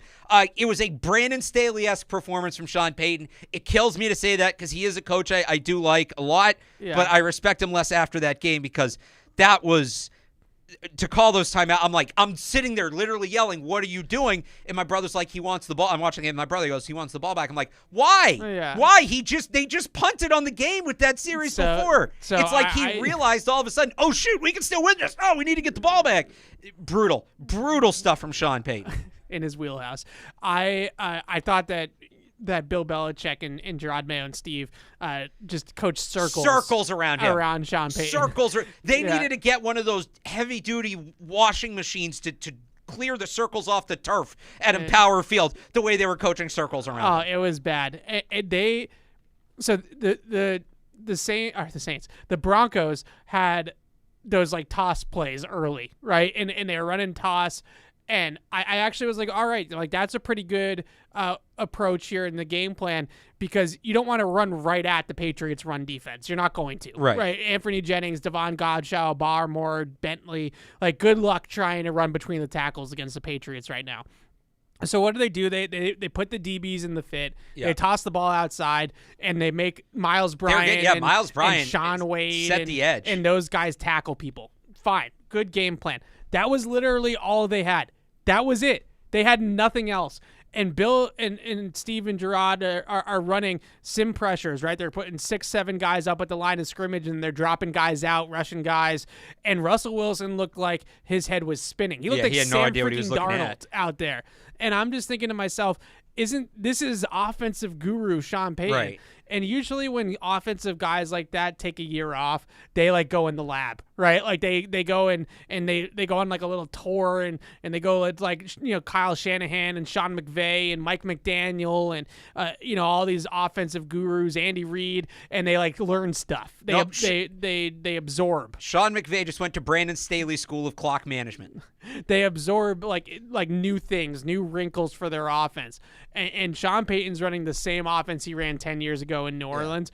And we sit here and we always say that like Belichick, it was Brady. It was Brady. It was Drew Brees. Like, we can finally put that one to bed. Like, it was Drew Brees. And Robert Meacham. And that was it. All right, before we wrap up here, we got 2 more phone calls, and we're going to go really quickly on some of these other things we want to talk about. Nakoti is in West Virginia. What's up, Nakoti? How you guys doing? Good. Hey. I just want to get your opinion on this defensive lineup for next year, since we need to focus more on the offense. Say Isaiah Bolden, makes a good impact before the season starts, and he's the second outside corner. And obviously have Marcus Jones at slot. What could we move John Jones back to free safety, have re-sign Kyle Duggar and keep him at strong safety, and then maybe move Peppers to linebacker? Yeah, thanks for the call, Nakoti. So I actually think that John Jones at free safety is not like a terrible idea. I know I've heard this one before. He's got the speed, all that kind of stuff. But he's been their best corner. If they were going to do it, they would have done it by now. He's also just he's a really good corner, and he's been playing through a knee injury this year, and he's still been really, really good. I don't know. I mean, I just don't really feel the need to do it, I guess, is where I'm at with it. I would say keep the defensive lineup as similar to it is this year. I would swap out Kyle Duggar for a true free safety, add in another depth corner that you didn't get with Jack Jones, and J.C. Jackson was supposed to be that third boundary corner, and you'll get Christian Gonzalez back. So him, John Jones, player to be named later, and then you're going to need like 1 or 2 rotational edge rushers, not top of the depth chart guys, assuming you bring Judon back. Get Anthony Jennings back in here, get Jabril Peppers locked up, get Christian Barmore locked up, and you're good to go. You don't need to touch a lot on defense. I do think we're going to talk about the Jason McCourty of it all. Yeah. All right, we're going to keep pounding that third boundary corner that can play a pretty significant role. They still have not figured that out. And they're going to have John Jones, Christian Gonzalez is obviously going to be your number 1 boundary corner. You're going to have John Jones, Marcus Jones, and I think if it's this regime, Miles Bryant will be here. Right. Well, just on the boundary corner, like to the caller's point, maybe it is Isaiah Bolden. Yeah. Maybe that guy he had is in the moments building. in camp before it went. And honestly, Marco Wilson's going to be under. We didn't talk about Marco Wilson. Yeah. They signed him yesterday. He had a good year last year. He has not been good this year at all. Yeah. But maybe he, I think right now it's him and Isaiah Bolden in camp for that third boundary corner role, and maybe you use like a 4th-round pick on a guy, maybe you bring in a veteran, and it's those 4 competing for 1 or 2 spots. They are starving for, obviously it was supposed to be Jack Jones. Right. But like that 4th-round corner that's just like a functioning outside boundary guy, Right. like that's exactly what they need. And it should have been Jack Jones. It wasn't, but that type of guy just without the baggage that Jack Jones I brought got a to the guy table. that's interesting if we get to the college football playoff. Okay, Dre is in North Carolina. What's up, Dre? Hey guys, can y'all hear me? Yes. Hey, so I was just calling. I don't want to deter the show how it ends, but I was just calling about if we sit with the 4th pick, would y'all want to possibly trade up to try and get a quarterback, or are y'all just content with sitting where y'all are? Then I'll take it off air. Appreciate y'all. Thanks, Dre. So, with trading up, it's always the same conversation of Right. like, what are you giving up, right? Right. And What who are you giving up, and who are you, like? Do you who are you believe in a getting? guy? Yeah. Right. My concern, and I'm kind of just because those details are hard to iron out, especially on December 28th. Like maybe once we Right. get closer, it will be easier. I have reservations about trading up because I think that you need a lot of pieces on this roster. And if you're starting to give up like a king's ransom to move up in the draft to take the quarterback, yes, ideally he's Andrew Luck and he makes you an 11-win team rolling out of bed just because you have the quarterback. But at the same time, I look at the Carolina Panthers and I am fearful of that. Well, the Panthers gave up too much. So the Panthers gave up a ton because they went all the way from 8-1. Right. So that's part of it. Like I'd move if it's the difference between getting Jaden Daniels, I'd move up from 4 to 3 because you're talking about probably 2 3rd-round picks. Yeah. To get from 4 to 3, like that's fine. I'm not moving up from 4 to 1. I don't think they need to move up from 4 to 1. I'm not moving up from 4 to 1. I'll go like 4 to 3, 5 to 3 if it means getting Jaden Daniels, but.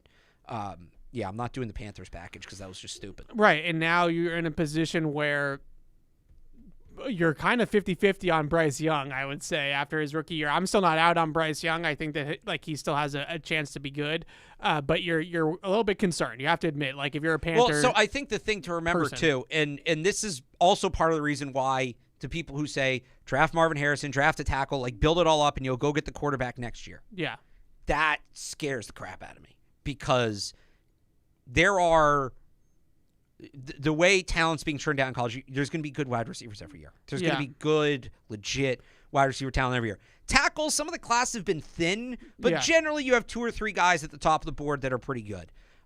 You are not guaranteed to have a legitimate quarterback class every year. Next year, unless you're going to get 1-1 and we want to go through another season like we just did and get Shedeur Sanders, next year's scary. Next year is scary.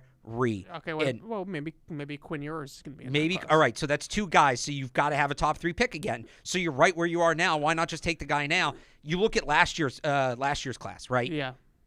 Bailey Zappi might be the second best quarterback in that class. I mean, 2022. Right, Brock. Right, that's what I'm talking about. Brock Yeah. Purdy's number 1, obviously, but he was when you have the offense that the Niners have, you can take your quarterback in the 7th round. Show me when the Patriots have that offense, and I'll say, okay, they can wait till 7th round to take quarterback. I worry about being the Panthers. And so the that's Panthers, where you I look was at the going, too. Panthers is like now they have no assets to add around Bryce Young because they traded them all for Bryce Young, and now they have a team that has no talent. They have no first-round pick. I think it runs deeper than that because at the time, people said the Chiefs gave up too much to get Patrick Mahomes, to move up to get Patrick Mahomes. Nobody talks about that anymore, nor should they. So my point is, the decision to move up is only as good as the player, and this is what I was getting to. Albert Breer had this report last week on the Sports Hub that he talked to some GMs and basically since 2021 put all the quarterbacks in the same class, who goes where. And he said Trevor Lawrence still goes 1-1, which I think is true. Caleb Williams goes 2nd, Drake May goes 3rd. Above, like ahead of C.J. Stroud as prospects. Ahead of C.J. Stroud, ahead of Bryce Young, ahead of Kenny Pickett, ahead of all of them. Caleb Williams goes 1. No. Trevor Lawrence goes 1. Oh, we're going all the way back to 21. To 21. So Trevor Lawrence goes 1. Yeah. Caleb Williams goes 2. Yeah. Drake May goes 3. I think it's probably between Jaden Daniels and Justin Fields for 4. So the point being, okay. I would. Never mind. No. Who? I would probably. Trevor Caleb. Yeah. Drake May, and who's Yeah. the fourth guy you said? So that's where it gets a little murky. I would probably put CJ Stroud ahead of Drake May. Okay, well, so all right. The point basically being, right, the Jaden Daniels is going to be the third quarterback in this draft. Yeah. Next year he's won one, no question. Right. Right. So you have a chance to get a better quarterback now than you're going to have next year. So just there's going to be Joe Alts in next year's class. Maybe there's not a Marvin Harrison, but there's going to be Rome Odunze, Malik Neighbor. Next year's wide receiver class might be better than this one. You know I hate when you do this. I know it, but next year's wide receiver class is unstoppable, and then all of them end up stinking in the fall. But here's my point. Here's my point. Quarterback has more variance than any. Quarterback has, if you can get the guy, you get the guy, because next year's quarterback, there's always one. Last year's wide receiver class was an anomaly. There's always one or two blue chip wide receivers. There's always one or two blue chip tackles. Okay, you are not guaranteed a blue chip quarterback. I'm gonna just segue into this all right. for you because you asked me to bring up the college football playoff. Yes. Really quickly though, before we get to the college football playoff, we haven't talked about the Bills or this Bills game for even 1 second, which sucks because the Bills are bad. So let's had do fun 2 minutes on this. Yeah. What are you looking for out of this game? And like, if you really want to take your victory lap on the Bills, who've won 3 straight and 4 out of their last 5, and nobody. They barely beat the Chargers. And nobody wants to play them in the playoffs. They won't be there. No, they're going to be there. They're going to win the division. I don't want the Bills to win the Super Bowl. I don't either. They're going to win the division. But I do kind of hope the Bills win a few playoff games just to irk you. Yeah, it's going to piss me off. Just to piss you off. No, they're going to win the division. What are you looking for on Sunday? So I want to see, Barmore versus Josh Allen's a great matchup. Yep. He's kind of looking like, do the Patriots have a freak to counter the freak, right? Yep. That kind of thing.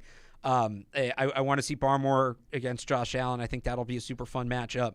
And then I think in the last game, the defense played well, but they got off the hook because the Bills are kind of dropping some passes and things like that. So a big part of the Bills' resurgence has been they've taken the ball out of Josh Allen's hands. They've run the ball. Who would have thought that would improve the offense? So they're more balanced and there's less pressure on him to be Superman, and he's playing better. Well, because he's not Superman. They were asking him to do more than he can do because he's not as good as so many people thought he was. That's the whole point.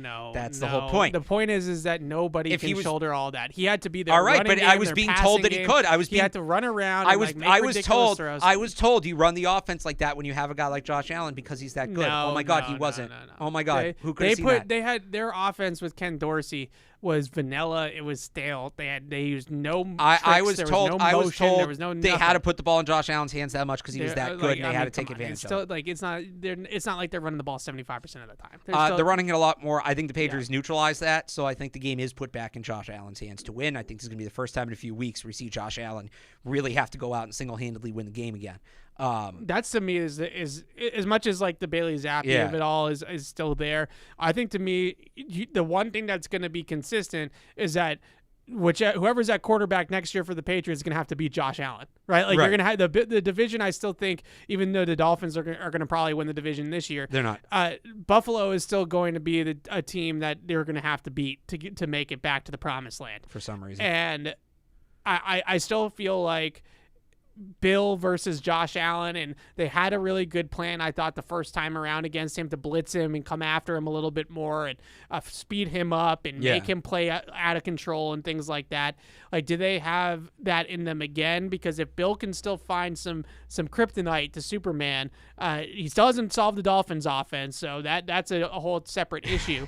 But if he can solve Josh Allen and they have like two good game plans and two good defensive performances, whether it's Bill, whether it's Gerard, like whoever is in charge next year of the defense, I think that's a really big thing for this team moving forward if they can still have So that's kind of a lot of it's on Josh Allen, honestly. Like, how does he and the offense respond to kind of getting knocked around by Bill in that defense in the first game?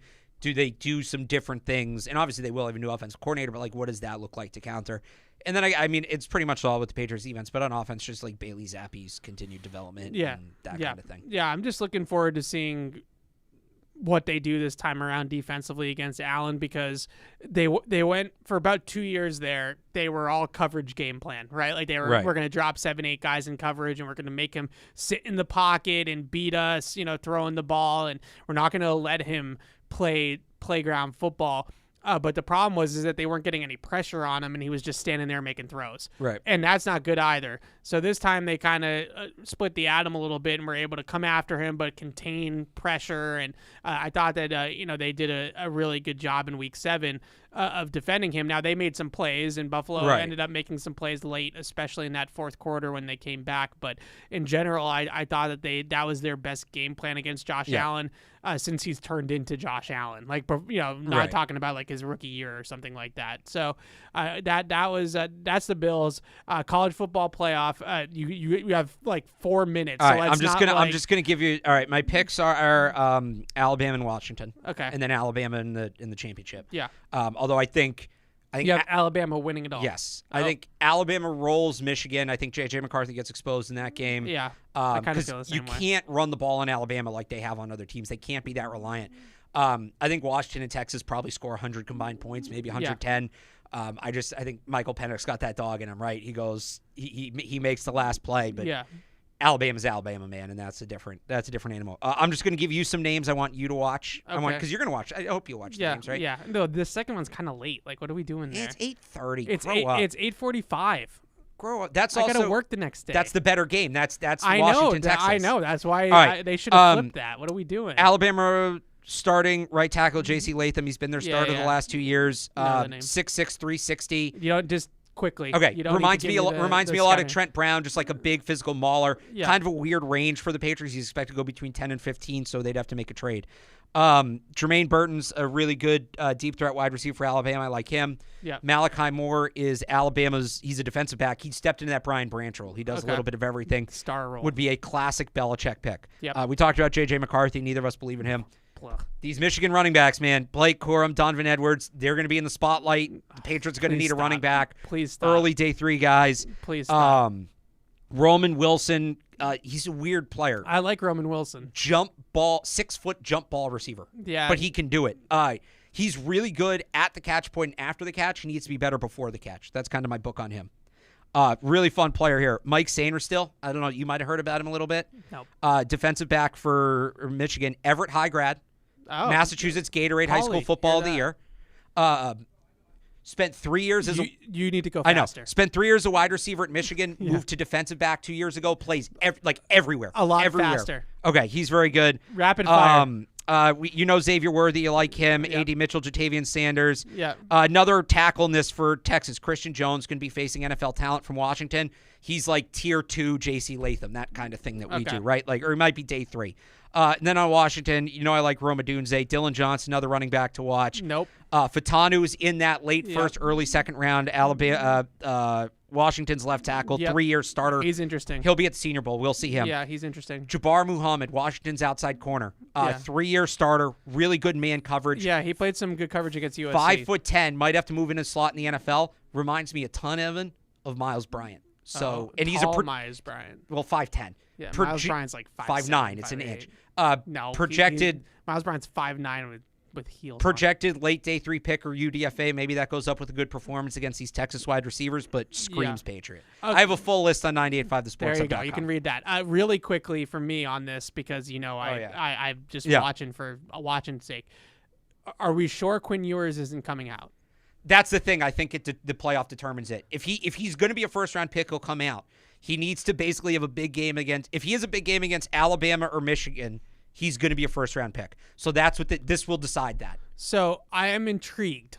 Just intrigued. I'm not all in yet. I'm just intrigued because I think that there's a chance that he's like the perfect. Okay, you missed out on Caleb Williams, Drake May. You're not totally sold on Jaden Daniels, but you can get a guy like Quinn Ewers maybe by like slightly trading up into the back end of the first round, and he doesn't have the injury history that Penix does. I just feel like that's one of those guys that might be like the perfect consolation prize type quarterback. He's going to talk to teams at unofficially, right? He's going to his people will do their research after the playoff and basically find out if he's going to be a first-round pick. If enough teams if he hears back from enough teams that like, yeah, we like you in the first round, he'll declare. If not, he won't, because he'll be a first-round pick next year, and he's got plenty of NIL money at Texas to hold him over. Exciting prospect. All right, that's going to do it for us Rodney here. Harrison should be in the Hall of Fame. Yeah, Rodney Harrison should be in the Hall of Fame. We didn't have time for that. I'm sure we'll talk about that on PU, which starts here in a couple of minutes, so don't go anywhere. Alex and I will be back next week, week 18. Hard to believe, but we'll talk about and then it's the off season. Then the fun really begins. Yeah, then the fun really begins. We'll talk about the last week of the season. We'll talk about the college football playoff. So keep it right here, Patriots Catch-22, and we'll see you all then. Thank you for downloading this podcast. Subscribe on Apple, Google Play, and everywhere else you listen. Like the show? Please rate and review us. Listener comments and ratings help keep us high in the podcast rankings so new listeners can find us. Be sure to check patriots.com for more news and more podcasts.